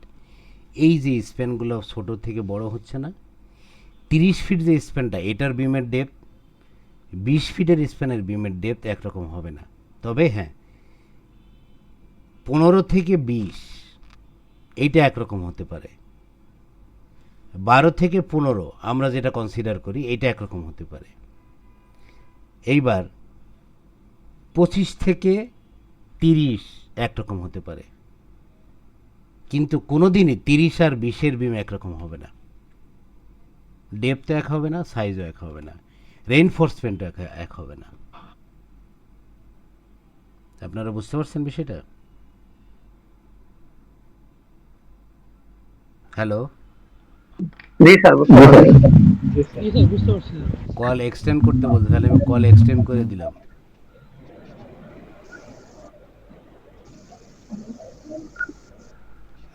অ্যাডমিন কি আপনি ক্রিয়েট করেছেন অ্যাকাউন্ট? গ্রুপে দিয়েছি, আপনি এটা কেটে যাবে অলরেডি, যদি কেটে যায় তাহলে ওটা জয়েন করতে পারবেন, অলরেডি করবো আমরা। অলরেডি কেটে গিয়েছে অলরেডি। কেটে যাবে হয়তো এখন, তাহলে আমরা কেটে দিই। ওকে, এই মারুফ,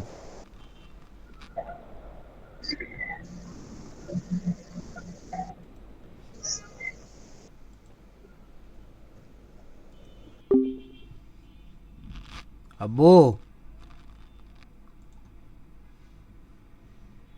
এ মারুফ, মারুফ,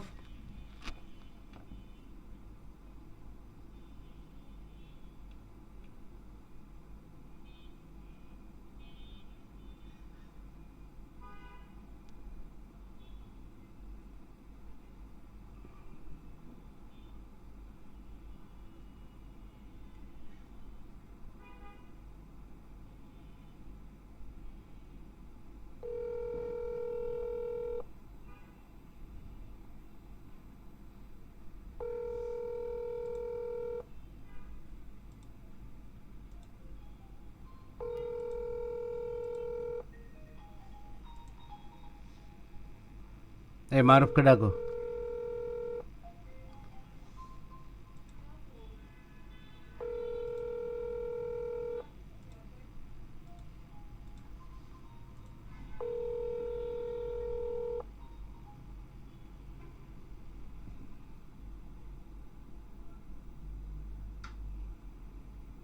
এখানে আমার হোয়াটসঅ্যাপে ঢোক। হ্যালো, হ্যালো,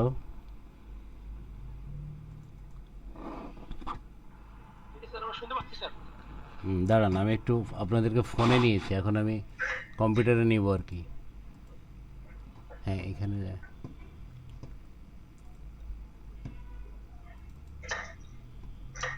আপনারা একটু কম্পিউটারে নিয়ে নিই আমি, সরি একটা সেকেন্ড, হ্যাঁ নিচ্ছি।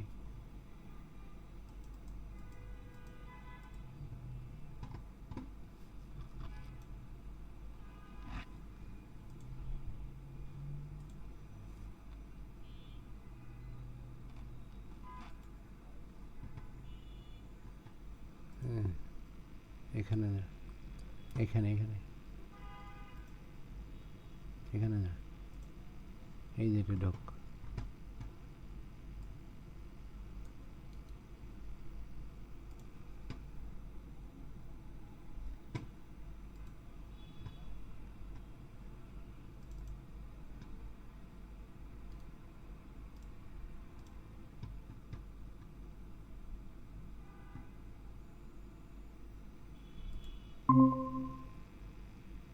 হুম,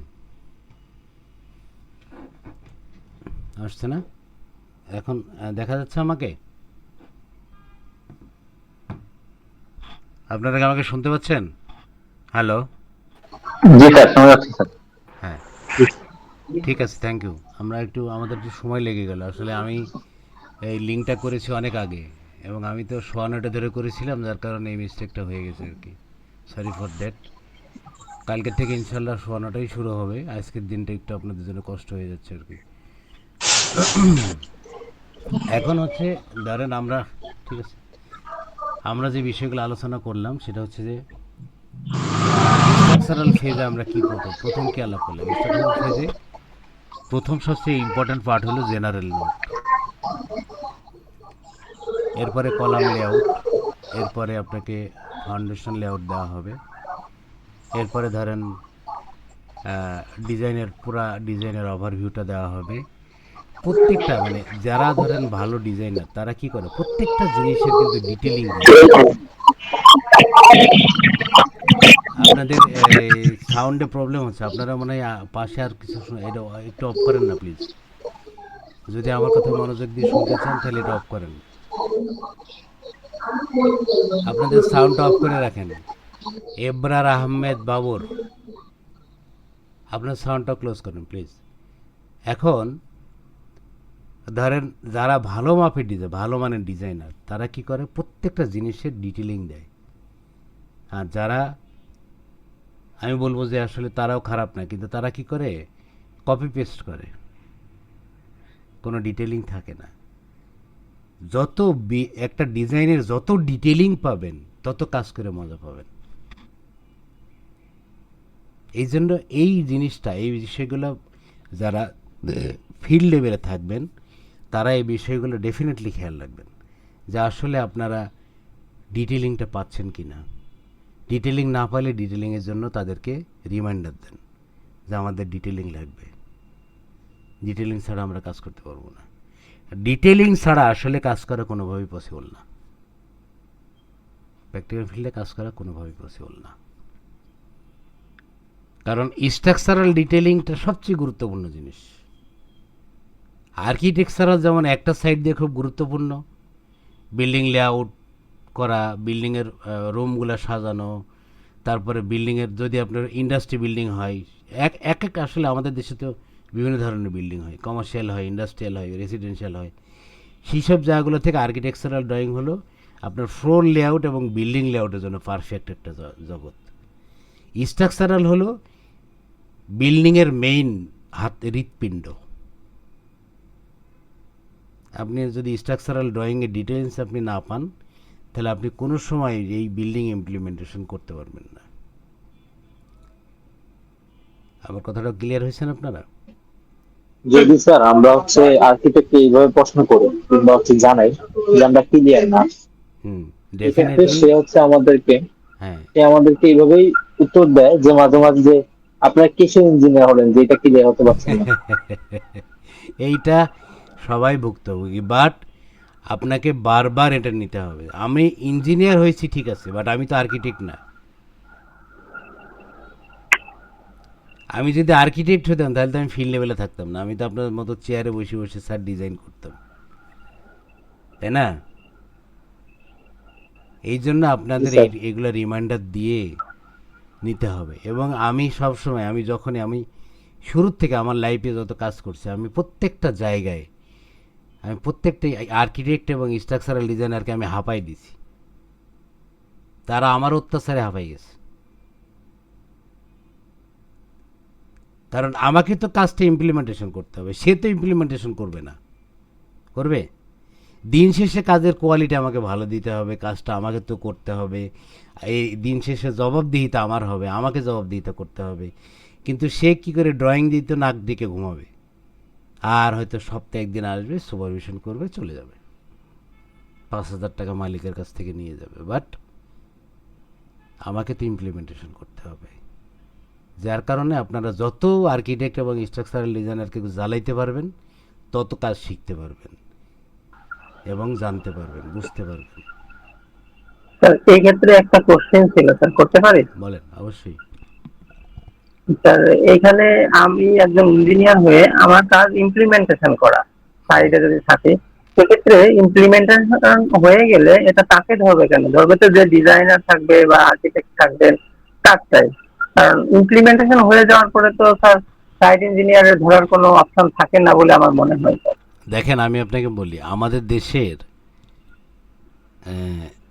কতগুলো রোল আছে, এই রোলগুলো নিয়ে আপনাদের সাথে কনস্ট্রাকশন অ্যাক্ট বা আমাদের দেশের রোল, এটা নিয়ে আপনাদের সাথে নেক্সট মিটিং আলোচনা হবে। তবে আপনি যে প্রশ্নটা করলেন, এটা একটা ছোট্ট একটা অ্যান্সার আমি দিয়ে যাই। ডিজাইনার কিন্তু ডিজাইন পর্যন্তই শেষ, ডিজাইনারের রেসপন্সিবিলিটি ডিজাইন পর্যন্তই শেষ হয়ে যায়, এরপরে তার আর কোনো দায়ভার থাকে না, সে কোনো দায়ভার নিতে রাজিও না। যদি কাজের কোয়ালিটি, মান খারাপ হয়, কাজ যদি খারাপ হয়, যদি ফেজ ওয়াইজ কাজ নিয়মে না মিলে, অ্যাজ পার ডিজাইন যদি কাজ না হয়, তাহলে এটার দায়ভার আপনার, ডিজাইনারের না। ডিজাইনার তো আপনাকে ডিজাইন দিয়েই দিছে, ডিজাইনার তার বলে নাই যে আমার ডিজাইনের বাইরে যেয়ে তুমি কাজ করো। এই জন্য দায়ভারটা আপনার।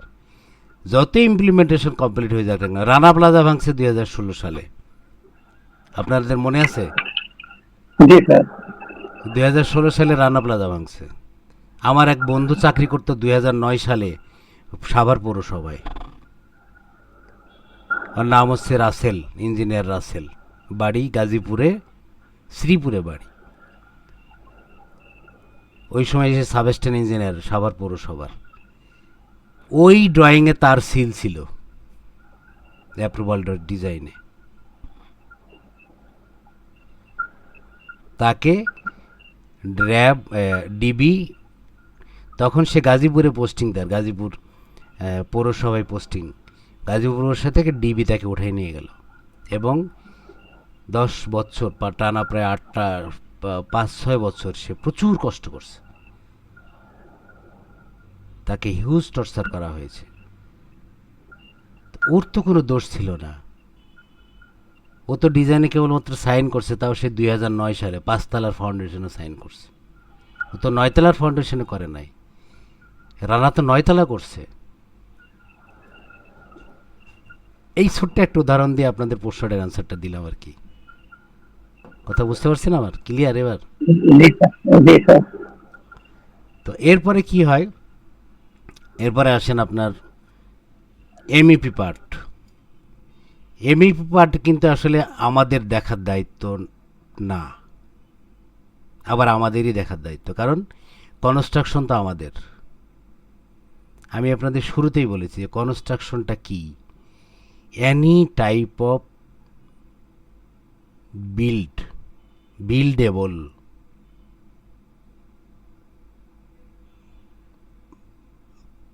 পার্টকেই কনস্ট্রাকশন বলা হয়। ধরেন এখন আপনার সামনে আসছে এমইপি, এমইপিতে কি থাকবে? একটা ইলেকট্রিক্যাল ড্রয়িং থাকবে, ইলেকট্রিক্যালের কোথায় সার্কিট ব্রেকার হবে, কোথায় কন্ডুইট হবে, কোথায় লাইট হবে, কোথায় ফ্যান হবে, তার কোন দিক দিয়ে যাবে, কত আরামের তার যাবে, কিভাবে যাবে, এই ডিটেইলস জিনিসগুলো কিন্তু আপনাকে জানতে হবে। এখন ইলেকট্রিক্যালের কি দেখবেন আপনি? আপনাকে ইলেকট্রিক্যাল ড্রয়িংয়ের প্রথম মেজর পার্টটা কি, একদম যেটা না হইলেই না আপনি কাজ করতেই পারবেন না, সেটা কি বলেন তো? সেটা হচ্ছে কি? সেটা হলো আপনার ইলেকট্রিক্যাল ইকুইপমেন্ট ডায়াগ্রাম। আপনি দেখবেন প্রত্যেকটা ইলেকট্রিক্যাল ড্রয়িংয়ের প্রথমে, আমাদের যেমন স্ট্রাকচারাল ড্রয়িংয়ের প্রথমে জেনারেল নোট থাকবে, ওই রকম ওদেরও একটা জেনারেল নোট থাকে, থাকে না? একটা চিহ্ন দেয়া থাকে, অ্যারো চিহ্ন, ধরেন একটা চিহ্ন দেওয়া থাকে, এটা কি ফ্যান, ডাইনে লেখা থাকে এটা ফ্যান, একটা চিহ্ন দেওয়া থাকে এটা সুইচ এই কালার, একটা চিহ্ন দেওয়া থাকে এটা তার এই কালার, একটা চিহ্ন দেওয়া থাকে একটা এটা ব্রেকার এই কালার, একটা চিহ্ন দেওয়া থাকে একটা এসডিবি এই কালার, একটা চিহ্ন দেওয়া থাকে এটা এমডিবি এই কালার। এই জিনিসটা না হলে আপনি কি ইলেকট্রিক্যাল কাজ ইমপ্লিমেন্টেশন করতে পারবেন? পারবেন বলেন? আপনাকে আমি ড্রয়িংয়ের মধ্যে যতই আঁকাই দিই না কেন, হাত দিয়ে কলম দিয়ে ধরেন একটার পর একটা আঁকাচ্ছি, লাভ হবে? আমি বলে আসলাম তার এইভাবে টানো, ওইখানে নিয়ে যাও, এইভাবে তার টানো, ওইভাবে তার টানো, আপনার কাছে আসলে আসল জিনিসটাই নাই। সেটা কি? ইলেকট্রিক্যালের জেনারেল নোটটা নাই। তার মানে আমরা কি বুঝতেছি এখানে, যে প্রত্যেকটা ড্রয়িংয়ের মেজর পার্ট হচ্ছে জেনারেল নোট। আপনি যে ড্রয়িংয়ে হাত দেন না কেন, যে ধরনের ড্রয়িংয়ে আপনি দাঁড়ান, কে মনে হয় নক করছে আবার, যে ধরনের ড্রয়িং ইমপ্লিমেন্টেশনে যান না কেন, আপনার মেজর পার্টটাই হচ্ছে, কে নক করলো রে ভাই?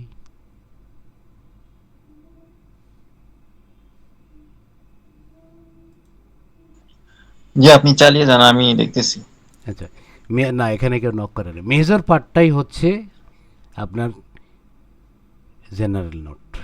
জেনারেল নোট নাই মানে আপনি বিল্ডিংয়ের কোনো কাজই ইমপ্লিমেন্টেশন করতে পারবেন না। এরপরে আসেন আপনার, জি আমাদের ইয়েটা সেশনটা, সরি শাকিল সাহেব, আপনি কিছু বলতেছিলেন?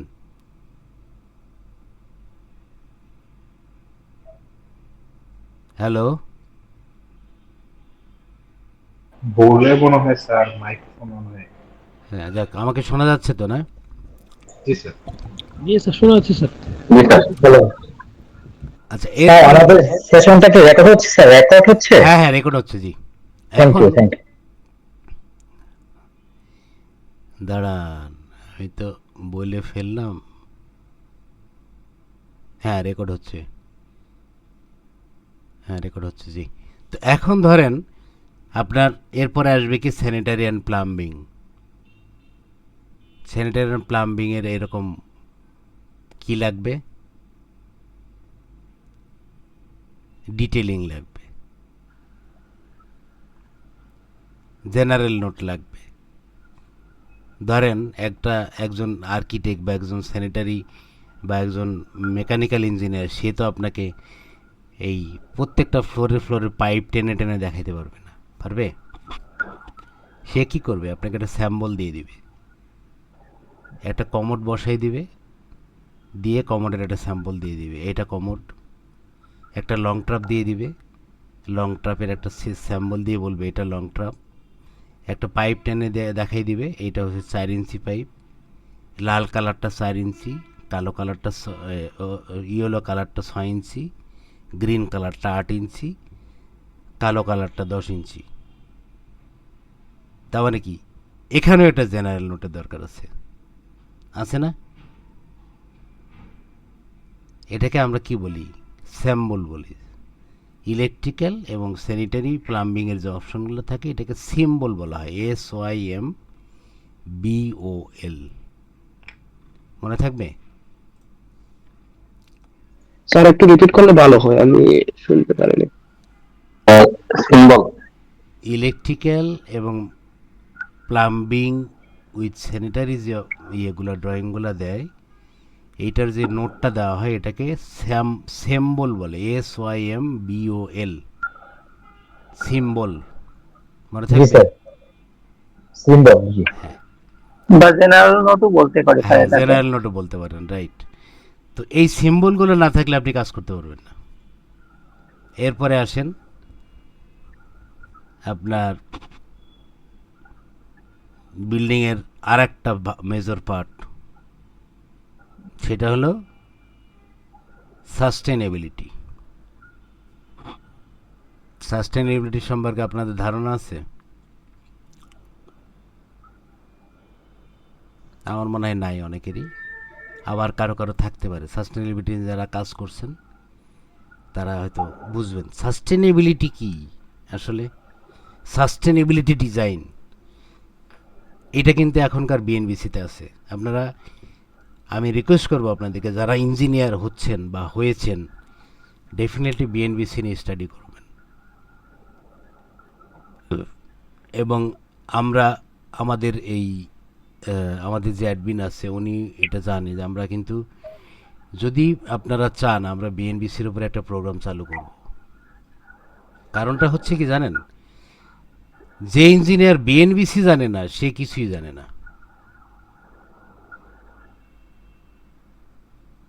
সে ডিপ্লোমা হোক আর বিএসসি হোক, আপনাকে বিএনবিসি জানতে হবে। বাংলাদেশ ন্যাশনাল বিল্ডিং কোড আপনাকে জানতে হবে।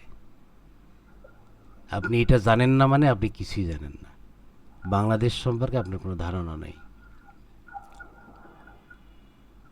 স্যার বিএনবিসি লেটেস্ট ভার্সনটা কত স্যার? 2020, এটা হচ্ছে 2020-এ হচ্ছে আপনার তৈরি হয়েছে। 2021-এর ফেব্রুয়ারি মাসে এটা মার্কেটে আসছে। আপনারা যখন গুগলে সার্চ দিবেন বিএনবিসি 2020 লিখে সার্চ দিলেই হবে, তাইলে পেয়ে যাবেন। আর আরেকটা জিনিস হলো বাংলাদেশ গেজেট। যারা আর্কিটেক্ট আছেন আমার সাথে, আর্কিটেক্টদের জন্য বাংলাদেশ গেজেটটা খুব মেজর একটা পার্ট। গেজেট একটা বই ইয়াই আছে স্যার, সাবজেক্টই আছে। বাংলাদেশ গেজেটের প্রথম প্রকাশনা হচ্ছে, প্রথম প্রতিষ্ঠা পায় বাংলাদেশে 1953 সালে, সরি হ্যাঁ 53 সালে। এরপরে সেটার আপডেট ভার্সন আসছে 2008 সালে। এরপরে এটার আপডেট ভার্সন আসছে 2025 সালে, যেটা আমরা 26 সালে হাতে পেয়েছি। তো এই গেজেটটা কিন্তু আপনাদের লাগবে। এখানে কি দেওয়া থাকবে? এইখানে ধরেন এমজিসি দেওয়া থাকবে, ফার দেওয়া থাকবে, কোন জোনে কত বিল্ডিং পাবেন, কোন রোড থাকলে কত এরিয়া পাবেন, এই ডিটেলস কিন্তু এই গেজেটে দেওয়া আছে, এবং এটা বিএনবিসিতেও দেওয়া আছে।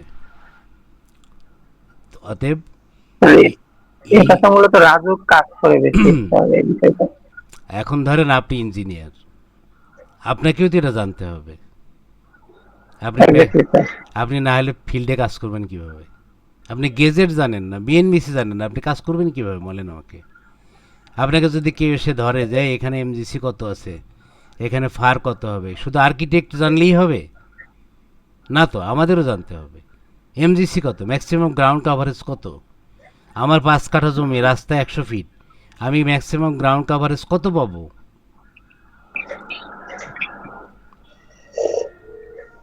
ফার কত? জি স্যার, এগুলো স্যার একটু শিখিত তাহলে ভালো হতো আপনার সাথে। হ্যাঁ, এটা আমরা এটার একটা আলাদা কোর্স আমরা রান করব। আমি অলরেডি এটা আমি চিন্তা করেছি, কারণ এই যে এই কোর্সের মধ্যে এই জিনিসগুলো শিখাইতে গেলে হজবরলা হয়ে যাবে। বেসিক স্যার ধারণা দিয়ে নিচ্ছি, বেসিক ধারণা আমি তো দিলামই আপনাদের, এই যে বেসিক ধারণা তো দিচ্ছি। জি স্যার। তারপরেও এটা যদি আপনারা ডিপলি জানতে চান, তাহলে আমাদের যে কোর্সটা আমরা রান করব, খুব রিসেন্ট রান করব, এটা আমাদের সাথে আপনারা অ্যাড হইতে পারবেন। আচ্ছা, ওখানে স্যার ফার আর মাসারে একটা বিএনবিসি এবং গেজেট দুটোই শেখানো হবে স্যার? হ্যাঁ, দুইটাই শেখানো হবে, এবং এসিআই কোড সহ, এসিআই কোড, বিএনবিসি এবং বাংলাদেশ গেজেট। জি স্যার, থ্যাংক ইউ স্যার। এখন এরপরে আসেন আপনার সাস্টেইনেবিলিটি। সাস্টেইনেবিলিটি কি? সাস্টেইনেবিলিটিতে অনেকগুলো পার্ট থাকে। একটা হচ্ছে পরিবেশ, মানে এনভায়রনমেন্ট। আপনি যেখানে বিল্ডিং করতেছেন তার পরিবেশটা কেমন, আপনার বিল্ডিংয়ের কোনো জিনিস যে পরিবেশের ক্ষতি হচ্ছে কিনা, পরিবেশ দূষিত হচ্ছে কিনা, আপনার বিল্ডিংয়ের পানি যে পরিবেশের ক্ষতি হচ্ছে কিনা, আপনার বিল্ডিং থেকে গন্ধ ছুটতেছে কিনা, এটা হলো সাস্টেনেবিলিটি। এরপরে গ্রিন লন, তারপরে হচ্ছে আপনার কি বলে ওকে, সোলার সিস্টেম। ধরেন এখন কিন্তু বিল্ডিং করলে আপনাকে সোলার করতে হবে, সরকার নতুন আইন বের করছে, এটা গেজেটেও আসছে, আবার এটা ইয়েতেও আসছে, বিএনবিসিতেও আসছে। 26 গেজেটে স্যার। হ্যাঁ, বিএনবিসিতে তো আসছে 2020 সালে, বাট 26-এর গেজেটে আসছে আপনাকে সোলার করতে হবে, মাস্ট সোলার। তাহলে এই জিনিসগুলো সেটা ছিল স্যার বাধ্যতামূলক না, এখন বাধ্যতামূলক। স্যার হ্যাঁ স্যার এখন মানে সোলার বা সৌর বিদ্যুতের ব্যবস্থা করতে হবে বিল্ডিং এ। অবশ্যই 100% আপনাকে 10% সৌরবিদ্যুৎ দিতে হবে, টোটাল ক্যাপাসিটি 10%। এটা কি স্যার রাজক থেকে মানে এটা কি আমাদের রিমোট এরিয়াতে কি এই সিস্টেম হবে সব না সিস্টেম, সব যত মিউনিসিপ্যালিটি এরিয়া আছে সারা বাংলাদেশের। Thank you. এটা হচ্ছে সাস্টেনেবিলিটির একটা পার্ট। এরপরে আসেন fire detection and protection system design. এখন আপনি মনে করতেছেন আপনার বাড়ি রেসিডেন্সিয়াল, একটু ইন্টারাপ্ট করতেছে। হ্যাঁ সাস্টেনেবিলিটি একটু যদি আবার সামারিটা একটু বলেন, আমি প্রপারলি এটা বলতে ক্যাচ করতে পারিনি। আচ্ছা আচ্ছা, সামারাইজ করে বললে একটু ভালো আমি হতো। বলি আপনাকে, আমাদের অনেক সময় অলরেডি চলে যাচ্ছে, প্রশ্ন উত্তর পর্বের একটা সময় থাকবে, তবে আমি আপনাকে একটু বলে দিই। সাস্টেনেবিলিটি হচ্ছে আপনার, ধরেন আপনি যেখানে বিল্ডিং বানাচ্ছেন সেই এলাকার আপনার বিল্ডিংয়ের কোনো কিছু যে সেই এলাকার ক্ষতি হবে কিনা, যেমন পানি, ওয়াটার ফ্লো, এবং আপনি রেইন ওয়াটার হারভেস্টিং করতেছেন কিনা, অর্থাৎ আপনি যে বৃষ্টির পানিটা আপনি ইউজ করতেছেন কিনা, ইউজ করলে কতটুকু করতেছেন। আমাদের দেশে এখন সাস্টেনেবিলিটির যে রোল আসছে, টোটাল বৃষ্টি কনজামশনে 30% আপনাকে ইউজ করতে হবে। এটাকে বলা হয় রেইন ওয়াটার হারভেস্টিং সিস্টেম। মানে আপনি যে বৃষ্টির পানিটা পাচ্ছেন সারা দিনে, এই বৃষ্টির পানিটা আপনাকে 30% রিজার্ভ করতে হবে, করে আপনাকে ইউজ করতে হবে। তাহলে কি হবে? আপনার লাভ, আমার তো লাভ না। আপনি যদি করতে পারেন বাড়িওয়ালার লাভ। এখানে ইলেকট্রিসিটি সেভ হবে, কারণ আপনার পাম্প না চললে তো ইলেকট্রিসিটি পুড়বে না, পুড়বে। 2 নম্বর হচ্ছে আপনাকে সোলার সিস্টেম করতে হবে। 10% স্যার বললেন যে সোলার থেকে নিতে হবে বিদ্যুৎ। হ্যাঁ 10%, হ্যাঁ 10% সোলার থেকে নিতে হবে, 10%। Total capacity 10%। জি ধরেন যদি 1 মেগাওয়াটের একটা প্ল্যান্ট হয়, 10% যা আসে 100 কিলোওয়াট। তো এগুলো হচ্ছে সাস্টেনেবিলিটির আওতায়। এরপর হচ্ছে গ্রিন লন। গ্রিন লন কি? ল্যান্ডস্কেপিং যেটাকে বলে আমরা, গ্রিন জোন। আপনার বাসার সামনে গাছ লাগাবেন, বাতাস পাবে, আলো পাবে, গাছের অক্সিজেন সৃষ্টি হবে, সেটা আপনি উপভোগ করবেন। এগুলো হচ্ছে সাস্টেনেবিলিটি। এরপরে আসেন, আপনি বুঝতে পারছেন রনি মুখার্জি? জি স্যার, মোটামুটি আমি হ্যাঁ, এরপরে আসেন fire detection and protection system design. Fire detection and protection system কি, ফায়ার ডিটেকশন কি আর প্রোটেকশন কি, এই ড্রয়িংটা কিন্তু আপনাকে নিতে হবে, মাস্ট। আপনি যে বিল্ডিংটা বানাবেন সেই বিল্ডিংয়ে এই ধরনের ক্যাপাসিটিগুলা, এই ধরনের ফ্যাসিলিটিগুলো ইনশিওর করতে হবে। আমাদের ফায়ার ডিটেকশন প্রোটেকশনের ডিজাইনের মতো কারা দেয়? আমি আসতেছি, ওই জায়গায় আসতেছি। আসলে আপনি একটা দেখেন আমাদের বাংলাদেশে কিন্তু অহরহ ফায়ার হচ্ছে, আগুন লাগতেছে, ফ্ল্যাটে আগুন লাগতেছে, কমার্শিয়াল বিল্ডিং আগুন লাগতেছে, মার্কেটে আগুন লাগতেছে, ইন্ডাস্ট্রিতে আগুন লাগতেছে না? গার্মেন্টস সেক্টরিতে স্যার একটু বেশিই হয় এটা। হ্যাঁ, আবার এখন দেখেন, এখন কিন্তু আবার অনেক ফ্ল্যাটেও লাগে, আমি দেখি যে রেসিডেন্সিয়াল বিল্ডিংগুলোতেও লাগতেছে, আবার ইয়েতে মার্কেটেও লাগতেছে, শপিং মলেও লাগতেছে না? এই জন্য সরকার বাধ্যতামূলক করছে এটা 2025-এর গেজেটে, যে আপনাকে fire detection and protection system করতে হবে। ফায়ার ডিটেকশন কি? আগুনকে ডিটেক্ট করা। মানে কি? ধরেন আগুন লাগছে, আপনি বুঝবেন কীভাবে যে আপনার বিল্ডিংয়ে আগুন লাগছে? এইটাকে আইডেন্টিফাই করা হচ্ছে ফায়ার ডিটেকশন। এটা কারা করবে আইডেন্টিফাইটা? কিছু আপনার ওই যে ইয়ে পাওয়া যায়, ইয়ে থাকে আর কি, fire alarm Device. Device. Device. হ্যাঁ, ডিভাইস। সার্কিট ব্রেকার না না না, সার্কিট ব্রেকার না, এটা হচ্ছে ডিভাইস। ডিভাইস বলে স্মোক ডিটেকশন। স্মোক ডিটেক্টরের নাম শুনছেন? দেখবেন যে বিল্ডিংয়ের ছাদের সাথে গোল গোল একটা ডিটেক্টর লাগানো থাকে, একটা ইয়ে লাগানো থাকে, ডিভাইস লাগানো থাকে। এটাকে বলা হয় স্মোক ডিটেক্টর। আপনি যখন যদি একটা সিগারেটও খান ওখানে দাঁড়ায়া, ওই ধোঁয়াটাও পাওয়ার সাথে সাথে সাইরেন বাজাবে। এটাকে বলা হয় ডিটেকশন সিস্টেম। তো smoke detection, smoke detector, smoke detection system use করে আপনি ফায়ার ডিটেকশন করলেন যে হ্যাঁ আমার ওই জায়গাটায় আগুনটা লাগছে।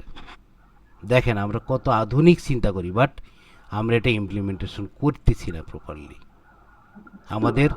আমরা প্ল্যান করতেছি, আর রাজুক থেকে প্ল্যান পাস করে, এখন কিন্তু রাজুক এই প্ল্যানও পাস করে। এটা মাথায় রাখবেন, একটা বিল্ডিংয়ের প্ল্যান পাস করাইতে গেলে এখন কিন্তু রাজুক এই জিনিসগুলোও চায়। আমার কথা বুঝতে পারছেন? ফায়ার ডিটেকশন, আপনি ফায়ার ডিটেক্ট করলেন, ফায়ার লাগছে, এখন এই ফায়ার আপনি নিভাবেন কিভাবে? নিভানোর অনেকগুলো অপশন আছে। তো এই জিনিসগুলার ডিটেলস ড্রয়িং আপনার লাগবে। ধরেন একটা বড় একটা বিল্ডিং আপনি করতেছেন, যার এরিয়া 10,000, 15,000, 20,000, 1 লাখ, 1.5 লাখ স্কোয়ার ফিটের একটা বিল্ডিং। সেই বিল্ডিংটার মধ্যে কোথায় এক্সটিংগুশার বসবে, কোথায় হোজ রেল বসবে, কোথায় স্প্রিংকলার বসবে, কোন লাইন দিয়ে যাবে, কত ইঞ্চি লাইন হবে, কি ধরনের পাইপ হবে, এবং এইখানে কত জিপিএম এর পাম্প ইউজ করা হবে, এই জিনিসটা কিন্তু আপনাকে জানতে হবে। যেগুলো অটোমেটেড ফায়ার পাম্প। আমাদের দেশে দেখবেন যে ফায়ার যে গাড়িগুলা ইউজ হয়, ফায়ারের যে গাড়িগুলা চলে, এই যে ধরেন আগুন লাগলে গাড়ি দৌড়ায় না সাইরেন বাজাইতে বাজাইতে, ওদের কিন্তু অটোমেটেড ফায়ার পাম্প আছে।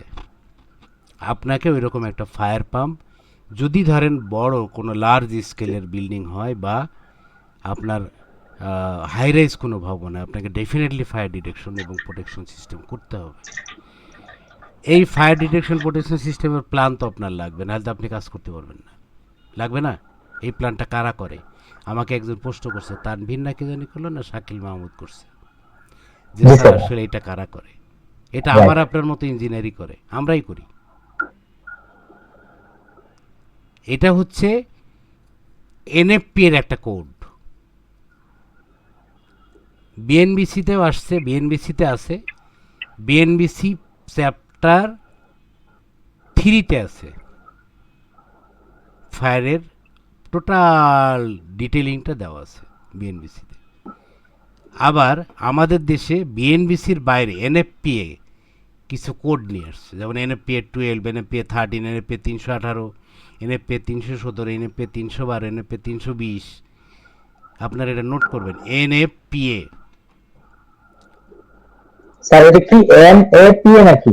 NF, NF, National Fire Protection Authority. জি স্যার।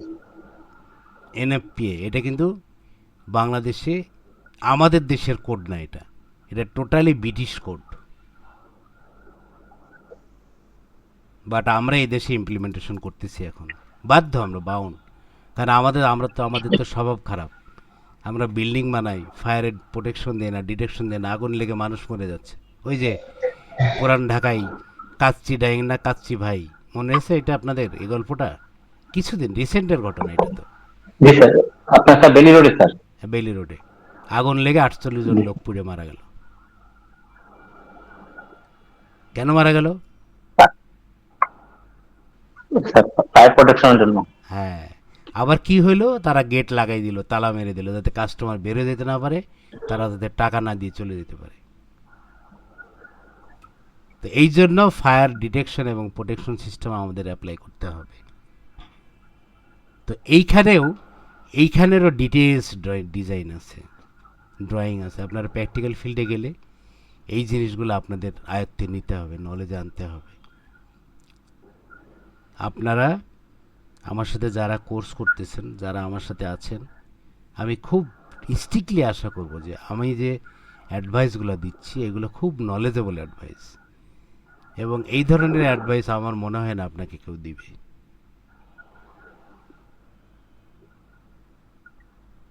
আমি আপনাদেরকে এতক্ষণ যে জিনিসগুলো বুঝাইলাম, আপনারা টোটাল একটা বিল্ডিং এর কনস্ট্রাকশন সলিউশন সম্পর্কে মোটামুটি একটা আইডিয়া পেলেন আমার কাছ থেকে। এরপরে আসেন আমরা এই যে আমাদের এই পয়েন্টটা কি ছিল আমি ভুলে গেছি, দাঁড়ান আমি তো ওই পেজ থেকে বের হয়ে গেছি। আমাদের এই পয়েন্টটা ছিল হচ্ছে fire detection and protection system. না আমাদের হ্যাঁ, এটা হচ্ছে আমাদের এই প্রথম যে এটা ছিল সেটা হলো introduction to construction project overview. তো আমি কিন্তু এই যে টোটাল প্রজেক্টের ওভারভিউটা কিন্তু আপনাদের এই অংশের মধ্যে সব বলে ফেলছি। দেখেন, construction industry overview, course introduction, why learn construction supervision and management, মানে আমি কেন শিখব, who should attend this course, কে এই কোর্সে অ্যাটেন্ড করবে, fresher and experience engineer challenges, project overview, construction workflow overview, role of site engineer supervisor, construction process overview, site কি hierarchy নাকি, এটা ভুল হয়েছে মনে হয়, এই শব্দটা ভুল হয়েছে, ইঞ্জিনিয়ার রেসপন্সিবিলিটি। তাহলে এই যে অংশগুলো আপনাদেরকে আমি এতক্ষণ বললাম, এই টোটাল জিনিসটার মধ্যে আসছে না?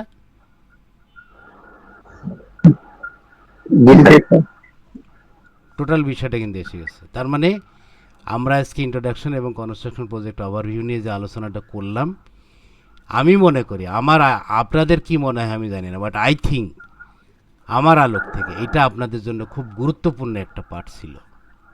এবং এই জিনিসটা যে ব্যক্তি জেনে মাঠে নামবে তার সাথে পারাটা এত সহজ হবে না। স্যার ওয়াইফাই কেবল এবং ডিশ কেবল এটা ম্যানেজমেন্টে কারা করবে? এটাও এই এমএপি পার্টের মধ্যেই পড়ে। জি, এটা তো স্যার এখন আমাদের মানে বাড়ি ঘরে আপনাকে বলি এই জন্য ধরেন এমইপি পার্টের যে ড্রয়িংগুলো থাকে, আমি এই ডিটেলসটা বলতে ভুলে গেছি আপনাদের। এমইপি পার্টের ড্রয়িংগুলো কি কি একটু নোট করেন। প্রথম হচ্ছে ইলেকট্রিক্যাল ড্রয়িং, দ্বিতীয় হচ্ছে স্যানিটারি অ্যান্ড প্লাম্বিং ড্রয়িং, তৃতীয় হচ্ছে সিসি ক্যামেরা ডিজাইন, সিসি ক্যামেরার ড্রয়িং, চতুর্থ হলো আপনার ডিশ কেবল বা ইন্টারনেট কেবল ড্রয়িং, পঞ্চম হলো স্যানিটারি অ্যান্ড প্লাম্বিং ড্রয়িং। এটা দ্বিতীয় নম্বরে বলছিলেন স্যার? দ্বিতীয় নম্বরে বলছিলাম, হ্যাঁ। তো তারপরে হচ্ছে PA system drawing. PA system বোঝেন? একটু আবার রিপিট করবেন, এটা ক্লিয়ারলি বুঝুন। পিএস নাকি পিএ? PA system. আপনারা গান বাজান না? আপনাদের মসজিদে যে হুজুর কথা বলে, দেখবেন যে ছোট বিভিন্ন জায়গায়, আগে তো মাইকে বলতো, এখন তো স্পিকার লাগায় রাখে না বিভিন্ন জায়গায়, অডিও না। এই যে আমি আপনাদের হ্যাঁ, এটাকে বলা হয় পিএ সিস্টেম। হ্যাঁ, তো এমইপি পার্টের মধ্যে এই ডিজাইনগুলো সব অ্যাড হবে। আমি টোটাল কয়টা বলছি আবার আমাকে কেউ একজন বলেন আমি কি কি বলছি? ইলেকট্রিক্যাল ডিজাইন, স্যানিটারি এবং প্লাম্বিং দ্বিতীয় নাম্বার, তৃতীয় নাম্বার বলছেন স্যার সিসি ক্যামেরা, চতুর্থত বলছেন বি কেবল, এবং পঞ্চম নাম্বারে বলছেন পিএ সিস্টেম। হুম এরপরে হলো ফায়ার ডিটেকশন সিস্টেম, এরপরে হলো ফায়ার প্রোটেকশন সিস্টেম। স্যার এখন একটা জিনিস বলতে চাচ্ছেন স্যার, স্যার এম তো মেকানিক্যাল আছে না স্যার এখানে? হ্যাঁ আছে, এখানে মেকানিক্যাল ইঞ্জিনিয়ার আছে, ইলেকট্রিক্যাল ইঞ্জিনিয়ার আছে, সিভিল ইঞ্জিনিয়ার আছে, আর কি স্ট্রাকচারাল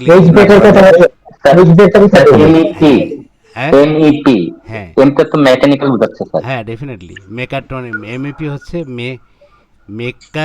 মেকানিক্যাল ইঞ্জিনিয়ার হ্যাঁ অ্যান্ড প্লাম্বিং। এরপরে ধরেন এইচভিএসি, এইচভ্যাক, এটা একটা ড্রয়িং। এইচভ্যাকটা কি? এইচভ্যাক হচ্ছে আপনার কুলিং সিস্টেম। স্যার একটু আবার বলবেন, এটা ক্লিয়ারলি বুঝিনি। এইচ কি বলছিলেন? এইচভিএসি, এইচভিএসি হ্যাঁ এসি, এইচভ্যাক। আচ্ছা ঠিক আছে। সহজ কথা, এটা হচ্ছে এইচভ্যাক সিস্টেম। এটার কাজ কি? এটার কাজ হচ্ছে কোল্ড করা, ফ্লোরকে কুল। ধরেন আমাদের একটা সময় কি ছিল, আমাদের বিল্ডিংগুলোতে সব আলাদা আলাদা এসি লাগাইতো মানুষ। কমার্শিয়াল বলেন, বড় বড় যে কমার্শিয়াল অফিসগুলো, কর্পোরেট অফিসগুলা, এগুলোতে বড় আলাদা আলাদা এসি লাগানো থাকতো। এখন কিন্তু দেখবেন কর্পোরেট অফিসগুলোতে আলাদা আলাদা এসি লাগানো হয় না। এখন একটা সেন্ট্রাল এসির মাধ্যমে আপনাকে প্রত্যেকটা ফ্লোরে কানেকশন দেওয়া হয়। এটাকে বলা হয় এইচভ্যাক। এটা চিলার সিস্টেম হইতে পারে। চিলার মানে হচ্ছে নর্মাল ওয়াটার দিয়ে এটাকে ঠান্ডা করা হয়। আর একটা হচ্ছে আপনার এসির একটা আউটডোর, বড় অংশের একটা আউটডোর উপরে বসানো হয়। এটার একটা নাম আছে,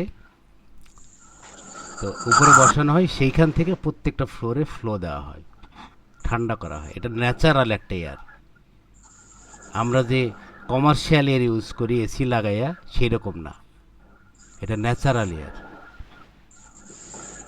মানে প্রাকৃতিক বাতাস এবং পানির মাধ্যমে একটা বিল্ডিংকে ঠান্ডা রাখা। 30 ডিগ্রি। এটার জন্য ড্রয়িং করা হয়? হ্যাঁ ডেফিনেটলি, এটা ড্রয়িং ছাড়া আপনি কাজ করতে পারবেন না। স্যার এইচভ্যাক কি মানে আর্টিফিশিয়াল যে ভেন্টিলেশন ওটাকে বলছে না, না যেটা বললেন নাকি না ন্যাচারাল? না না, এটা হচ্ছে ন্যাচারাল এয়ার কুলেশন। তাহলে এটা কি কার্বন উৎপাদন করে না স্যার এইচভ্যাকটা?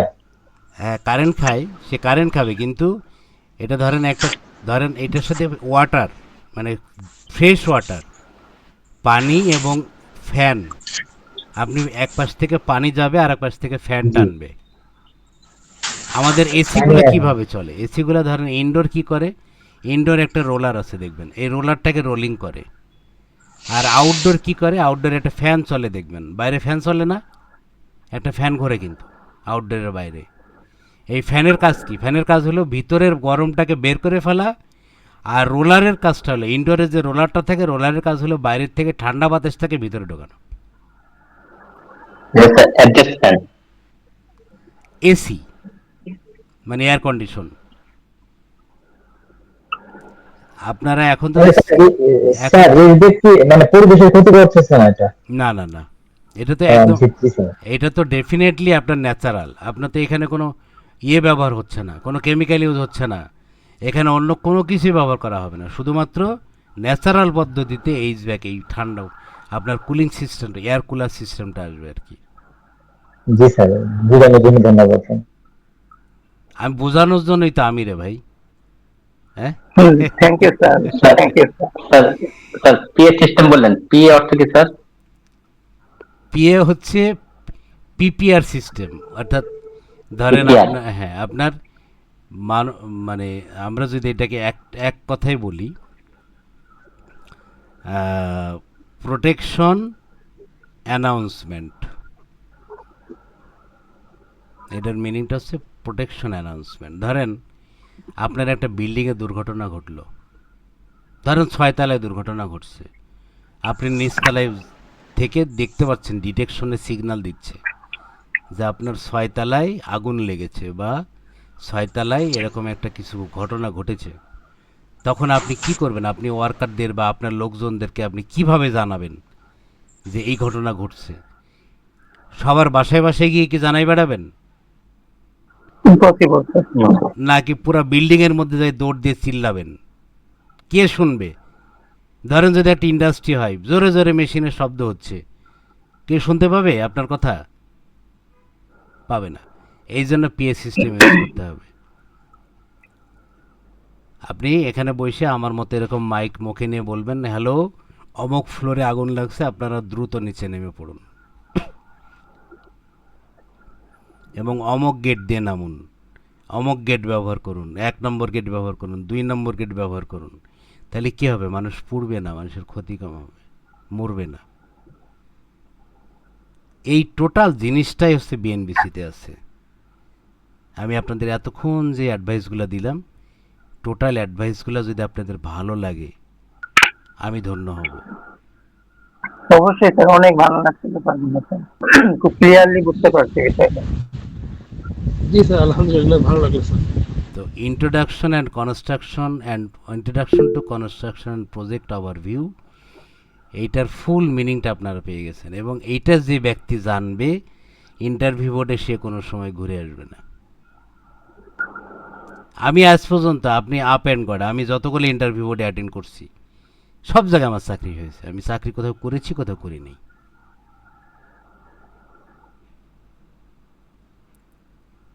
আপনারা জানেন আমি রানিং চাকরি করি, আর এক কোম্পানি এসে আমরা টানাটানি করে, যা আমার কোম্পানিতে আসেন, অফার করে এমডিরা, ডাইরেক্টররা। তো এটা কারণটা কি, কেন করে বলেন তো? আমি জানি তাই, আমি না জানলে তো করতো না। আমি আশা করব আমি যতটুকু জানি আপনারা আমার সমান না জানলে অন্তত কাছাকাছি হলেও জানবেন।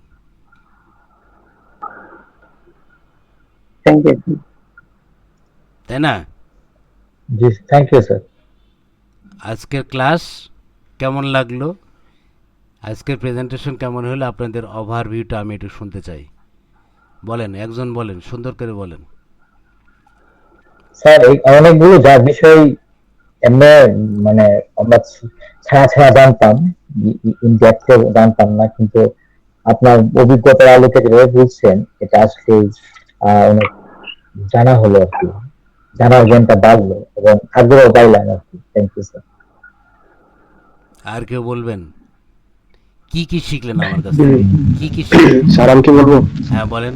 কে তরিকুল? জি বলেন। না, আমি রনি। রনি বলেন, কি কি শিখলেন? জি আচ্ছা স্যার, এখানে যেসব বিষয়গুলো নিয়ে আজকে আলোচনা করলেন, এগুলো নিয়ে কিছু কিছু বিষয় আমাদের আইডিয়া ছিল, কিন্তু এত ডিটেলসে ছিল না, বা এগুলার সিকোয়েন্স আমাদের জানা ছিল না। তো আজকে উইথ সিকোয়েন্স সবগুলো জানলাম। তাছাড়াও অনেক বিষয় আছে যেগুলো অনেক ডিপ নলেজের জন্য দরকার, এগুলো নিয়ে টুকটাক জানলাম। যেমন ধরেন এই পিএ সিস্টেম নিয়ে বললেন আপনি, তাছাড়া যে সিসি ক্যামেরা ডিজাইন, এগুলো সাধারণত আমি তো একটা ফার্মে আছি, তো ওইখানে এইরকম কোনো কিছু দেখা যায় কোনো লেআউট ওনারা দেন না বা ইয়ে করেন না। এছাড়াও ফায়ার প্রোটেকশন বা ডিটেকশন এইচভিএসি নিয়ে যেগুলো বলছিলেন, ওইগুলো নিয়ে পুরোপুরি নতুন ভাবে আজকে জানলাম, বলতে এজ এ ফ্রেশার বলতে পারেন। আচ্ছা, থ্যাংক ইউ। একটা জিনিস এটা আমি জানতে স্যার, এখানে একটা জিনিস জানতে স্যার, স্যার আমাদের যে বিএনবিসি সম্বন্ধে স্যার অনেকে মানে ড্রয়িং করা হয়, কিন্তু আমাদের নলেজে থাকে না যে বিএনবিসি এটা আমাদের ঠিক হচ্ছে কি ড্রয়িং এ কি ঠিক না। যখন আমি এটা ইয়া করতে যাবো স্যার, এই ক্ষেত্রে স্যার আজকে আমরা ক্লিয়ার হলাম যে আমাদের বিএনবিসি অবশ্যই আমাদের ফলো করতে হবে, ড্রয়িং এ আছে কিনা। যদি না থাকে তখন সেই বিষয়ে আমাদের যারা আর্কিটেকচার তাদের সাথে কথা বলতে হবে না সব ড্রয়িং এর ক্ষেত্রে। তাছাড়া একটা প্রজেক্ট কমপ্লিট করার জন্য যে যে ইনফরমেশন গুলো একজন সাইট ইঞ্জিনিয়ার বা প্রজেক্ট ইঞ্জিনিয়ার জানা দরকার ছিল স্যার, আমরা এক্ষেত্রে সীমিত জ্ঞান ছিল আমাদের, যেমন স্ট্রাকচারাল ডিজাইন বা আপনার প্লাম্বিং, স্যানিটারি, এর মধ্যে সীমাবদ্ধ ছিলাম, বা সর্বোচ্চ জানলে ফায়ার ডিটেকশন বা প্রোটেকশনের মধ্যে। বাট এইখানে যে আরো অনেক তথ্যগুলো পেলাম, যেমন sir PA system, CC camera, sanitary, plumbing এর মধ্যে ফায়ার প্রোটেকশন, স্যার নতুন করে বেশ তথ্যগুলো জানতে পারলাম। প্লাস এগুলার একটা সিকোয়েন্স ছিল, সেগুলো সম্পর্কে ধারণা পেলাম। তো আশা করছি স্যার প্রথম ক্লাসে যদি একজন ফ্রেশার হয়ে এরকম জানতে পারি, তাহলে আপনার সাথে লেগে থাকলে বোধহয় অনেকটাই তথ্য নিতে পারবে ইনশাল্লাহ স্যার। আলহামদুলিল্লাহ, থ্যাংক ইউ। একজন ডিজাইনারের যে জিনিসটা খুব গুরুত্বপূর্ণ সেটা হলো রুলস রেগুলেশন, যে আগে ফাইন্ড আউট করা, তার নাহলে সে কিভাবে আগাবে। তো আমার মনে হয় এটার মধ্যে আমি যেটা গ্যাদার করছি খুব ভালো করে হলো আমাদের এই যে বিএনবিসি কোড এবং গ্যাজেট এগুলি আগে স্টাডি করে একটা ডিজাইনে ঢুকতে হবে, না হলে প্রবলেম হবে আর কি। অবশ্যই খুব বড় পরিসরে এটা একটা ওয়ার্নিং বিষয়। Thank you sir. এছাড়াও স্যার একজন স্ট্রাকচারাল ডিজাইন বা একজন আর্কিটেকচারাল ডিজাইন স্যার, মানে একজনের কাজ আরেকজনের দিয়ে করাচ্ছে কিনা সেটাও কিন্তু তথ্যটা পাওয়া গেল যে এটা আর্কিটেক্টই করবেন, এটা একজন সাইড ইঞ্জিনিয়ার করবেন, এটা একজন মানে each and every one part আমরা ক্লিয়ার যে কার কাজ কোনটা স্যার। কেউ কাউকে দিয়েও করাতে পারছে না ব্যাপারটা স্যার, বা এটা কি সে আমাকে বাই ফোর্স করে করাচ্ছে কিনা। একজন সাইট ইঞ্জিনিয়ার হিসাবে আমার এই দায়িত্ব, বা একজন প্রজেক্ট ইঞ্জিনিয়ার হিসাবে এটা আমার খুব ক্লিয়ার নলেজ থাকা দরকার। তখন আমি বার্গেটিং না করলে তাকে কনভিন্স করতে পারবো স্যার এটা তো আমার কাজ না, এটা রাজুক থেকে আমাদেরকে দিলে আমরা সেটাকে এমজিসি বা ফার ডিস্টেন্স এগুলো দেখে আমরা এটা ইমপ্লিমেন্টেশন করতে পারি, না দিলে তো করতে পারি না। বাট মানে আমি মানে খুব অ্যাস্ট্রোনাইজ স্যার আপনার প্রথম ক্লাসটাতে স্যার। আমি মনে করি যে আমার সাথে মনে হয় যারা আছেন তারাও সহমত। মোর কই কেউ কথা বলে না তো স্যার, আমি একটু কথা বলি স্যার। 100%। হ্যাঁ এই আপনারা দুইজনে খালি বলতেছেন, একে আপনি বলতেছেন হচ্ছে আইবরার আহমেদ, তারপরে তরিকুল বলতেছেন। স্যার আমি কিছু বলিনি স্যার, আমি কিছু বলতে চাই স্যার। হ্যাঁ বলেন। স্যার আমি স্যার আজকে ক্লাসটা করে স্যার আলহামদুলিল্লাহ অনেক শিখতে পারছি স্যার। আমি স্যার আগে সাইডে স্যার আমি অনেক দিন ধরেই স্যার আছি। আমি স্যার কিছু কিছু বিষয়ে স্যার আমি যে আমাদের যে স্ট্রাকচারাল হোক বা আর্কিটেকচারাল হোক এই স্যারদেরকে বলতে আমি ভয় পেতাম যে আসলে এটা বললে আবার তারা কি রিয়াকশন করে, বা তারা করলে আবার এটা আমাকে আবার ঝাড়ি মারে কিনা।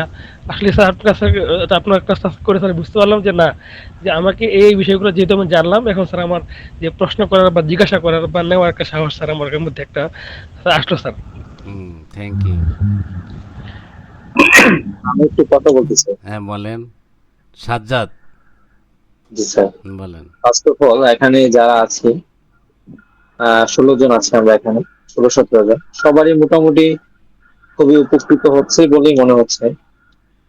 তো ফ্রেশারই ধরা যাচ্ছে, সবাইকে ফ্রেশার ধরা যাচ্ছে, আমি নিজেও স্যার, আমি নিজেও খুব উপকৃত হচ্ছি। আর এখানে মাঝে একটু গল্পই আমি বলে দিই, সেটা হচ্ছে কোনো কোম্পানিতে আমরা যখন মানে একটা স্যালারি চার্জ করি যে আমাকে এটা দিতে হবে, আমি এখন নিজেকে আসলে প্রশ্ন করছি আর কি, যে আমি তেমন কিছুই জানি মানে জানতাম না বা জানি না যে আসলে ওই স্যালারিটা চার্জ করা হবে। তো এটার আগে আমি একটা প্রশ্ন রেখেছিলাম, প্রশ্নটা করতাম, সেটা হচ্ছে স্যার আমাদের যেগুলো দেখিয়েছেন সেটা হচ্ছে যদি আপনার নিজের ড্রয়িং অনুযায়ী একটা পিডিএফ সাথে রেখে বা হচ্ছে আমাদেরকে দেখিয়ে দেখিয়ে একটু ধরিয়ে ধরিয়ে দেখাতেন, তাহলে মনে হয় আরেকটু ভালো আমরা বুঝতে পারতাম। তবে আলহামদুলিল্লাহ অনেক ভালো বুঝেছি স্যার। আচ্ছা, এটা তো অবশ্যই পাবেন, এটা তো পিডিএফ পাবেন। তারপরে হচ্ছে আমি আপনাদের আগেও বলেছি আমার এই ভিডিওটা কিন্তু ইউটিউবে চলে যাবে, আপনার ইউটিউব থেকে দেখবেন, শিখবেন, এবং এটার পিডিএফ কপি আপনারা পেয়ে যাবেন, হাতে পেয়ে যাবেন। আর বেসিক্যালি হয় কি, আমি তো সাধারণ চাকরি করি, আর আমি এখন একটা কোম্পানির মানে হায়ার অথরিটি লেভেলের চাকরি করি। আমি তো মানে এত সময় আমার থাকে না, কারণ আমার সারাদিনে মিনিমাম 20টা মিটিং করতে হয়, 5টা প্রজেক্ট ভিজিট করতে হয়। তো এই সময়গুলোকে ম্যানেজ করে আপনাদেরকে সময় দিতে বের করতে হচ্ছে আমাকে, যার কারণে আমি আসলে এইটা পারি না যে একটা পিডিএফ রেডি করে আপনাদের সামনে উপস্থাপন করব। তবে আমি ট্রাই করব নেক্সটে থেকে যাতে আমি এই জিনিসটা করতে পারি, আপনাদের আরো ভালো কিছু ফিডব্যাক দেওয়ার জন্য। স্যার ওই যে আমাদের আজকে একটা পিডিএফ দেখালেন না, ওইভাবে আপনি ড্রয়িং এর যে পিডিএফটা আছে জাস্ট একটু একটু ধরে ধরে গেলে মানে আমরা মোটামুটি ইনশাআল্লাহ বুঝতে পারবো। ইনশাআল্লাহ এটা আপনারা বই আকারে পাবেন ডেফিনেটলি, এবং আমরা এটা পিডিএফ আকারে এর পরের থেকে করব ইনশাআল্লাহ, অসুবিধা হবে না। আর কেউ কিছু বলবেন? স্যার ইন্টারাপ্ট করার জন্য সরি। আচ্ছা আমি বলতে চাচ্ছিলাম পিডিএফ না দিয়ে যদি ড্রয়িং ফাইল দেওয়া হয় তাহলে মনে হয় বেটার হবে, কারণ দেখা যাচ্ছে কি পিডিএফ এর মধ্যে এই জুম ইন জুম আউট এইগুলা লিমিটেড থাকে, তো এখানে অনেক প্রবলেম ফেস করতে হয়। তার ড্রয়িং ফাইল হইলে মনে হয় আমাদের একটা যদি প্রজেক্ট দিয়ে দেন তাহলে আমরা একটু আইডিয়া পেলাম এখানে কি সিম্বল আছে বা কি লেজেন্ডস আছে এগুলো একটু চেক করতে পারলাম, দেখলাম এগুলো জাস্ট রিড করলাম আমি ওকে, স্টাডির জন্য। ভেটিং এর জন্য আর কি। তো ভালো মন্দটা আমার বলা হয়নি, আমি ক্লাসটাতে এসেছি বা এই কোর্সটাতে এসেছি আপনার কথার মধ্যে দিয়ে। আমি ফার্স্ট যখন ক্লাস করি তখন আপনার কথা শুনে হচ্ছে আমি স্যার এই ক্লাসটাতে জয়েন করি বা এই কোর্সটাতে। হুম, তো এখন কেমন লাগতেছে? ভালো লাগলো আজকে?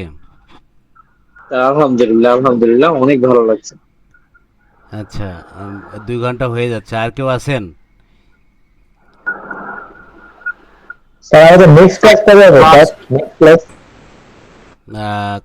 পরশুদিন। পরশুদিন কি বার হচ্ছে? বুধবার। বুধবার। হ্যাঁ, বুধবার 9টা 15-তে হবে। আমাদের ক্লাসগুলো সপ্তাহে প্রথম দিকে 2 দিন হবে,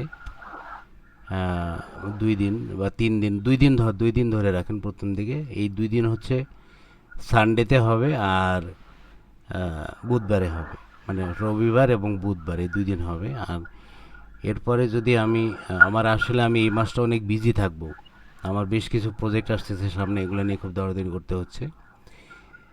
পরের মাসে যে আমরা এটাকে 3 দিনে নিয়ে আসবো আর কি, এটা আমার প্ল্যানিং। এই মাসটা আপনাদের একটু সময় কষ্ট করতে হবে আর কি, ইনশাল্লাহ।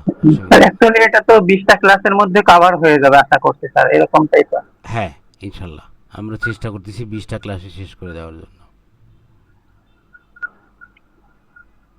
তবে আমরা আপনাদেরকে আবারও বলি, আমি খুব রিকোয়েস্ট করি, আপনারা আপনাদের যারা সহযোগী আছে বা বন্ধু টন্ধু আছে সবাইকে বলবেন যে অ্যাটলিস্ট এখানে যেন অন্তত আসে কাজগুলো শেখার জন্য, জানার জন্য। এই যে আপনারা যে জিনিসগুলো জানলেন, এই জিনিসগুলোকে উপভোগ করার জন্য তারা যেন আমাদের সাথে আসে।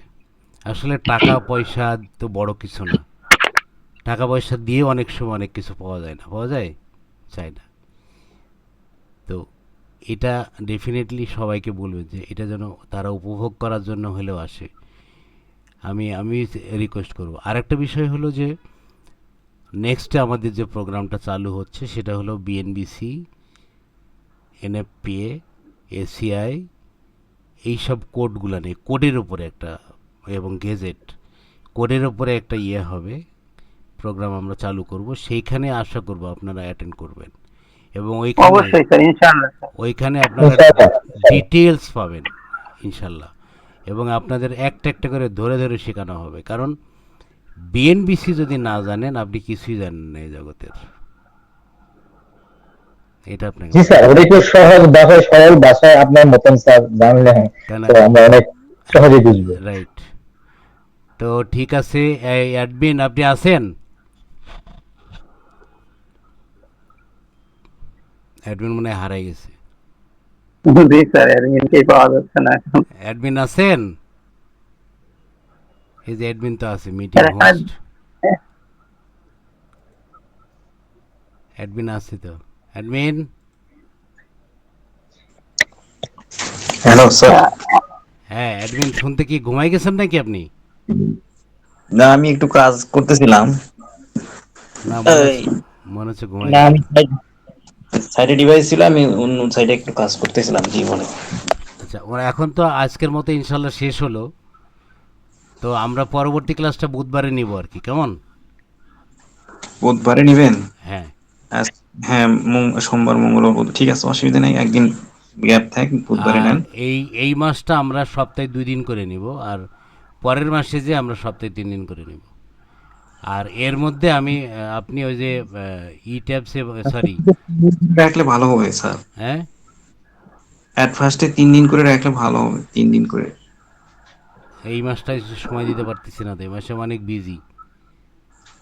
এই মাসে আমার কয়েকটা প্রজেক্ট নিয়ে দৌড়াচ্ছি, 6টা প্রজেক্ট নিয়ে দৌড়াচ্ছি আমি, নতুন প্রজেক্ট শুরু হবে। আচ্ছা, নেক্সট ক্লাসে এটা নতুন করে নোটিশ করে দেওয়া হবে, সমস্যা নেই। হ্যাঁ, সামনে মাসে আবার আমি পারবো, অসুবিধা না। আর আপনি ওই যে বিএনবিসির আর ইয়ের যে কোডটা, ওইটার একটা অ্যানাউন্সমেন্ট করে দেন। এখানে দিবেন বিএনবিসি, এনএফপিএ, এসিআই আর হচ্ছে বাংলাদেশ গেজেট, এই চারটার উপরে আমাদের একটা কোর্স প্রোগ্রাম স্টার্ট করেন। আমি সবাইকে শেখাইতে চাই, ঠিক আছে? ওকে। সবাই ইমপ্রেসড মনে হয় ইনশাল্লাহ, নাকি? জি স্যার, জি স্যার, জি স্যার। জি স্যার। স্যার এমনি কি স্যার আমাদের বিএনবিসি গ্যাজেট অনেক ইংলিশ সব কভার করা হবে তো স্যার আপনার ক্লাসে, মানে এ টু জেড কভার করা হবে তো? ইনশাল্লাহ ইনশাল্লাহ, কেন thoroughly ইনশাল্লাহ। না এটা তো উল্লেখ করে আর কি, অনেক ফ্রেন্ডস হতো মানে এই কোডগুলি আমাদের অনেক পরীক্ষাতে আসে স্যার, বুঝছেন? Hmm, so so I are very মানে I am very interested. Okay, অসুবিধা নাই। এই অ্যাডমিন, আপনি তাহলে এটা তাড়াতাড়ি দিয়ে দেন, এটার একটা ডেমো ক্লাসের ব্যবস্থা করেন, ঠিক আছে? হ্যাঁ স্যার, আপনি তো ওই এই ক্লাসগুলো নেন, এই মাসে তো ব্যস্ত থাকবেন আপনি। আপনি এই মাসের মধ্যেই ব্যবস্থা করেন, আমি এই মাসে একটা ডেমো ক্লাস নিয়ে নিব। ঠিক আছে। ওকে জি, থ্যাংক ইউ ভেরি মাচ। আজকের ক্লাসের ওই স্যার আজকের ক্লাসের ওই পিডিএফটা একটু গ্রুপে দিলে আমরা ওটা হ্যাঁ, প্রিন্ট করে রাখতাম যাতে গ্রুপে করে দিয়ে দিবে, দেখতে পারে। গ্রুপে দিয়ে দিবে, অসুবিধা নেই, ঠিক আছে। Thank you. আসসালামু আলাইকুম স্যার, সাবমিট করছি। আসসালামু আলাইকুম। আসসালাম জি, আসসালামু আলাইকুম, আল্লাহ হাফেজ। আসসালামু আলাইকুম স্যার। আসসালামু আলাইকুম।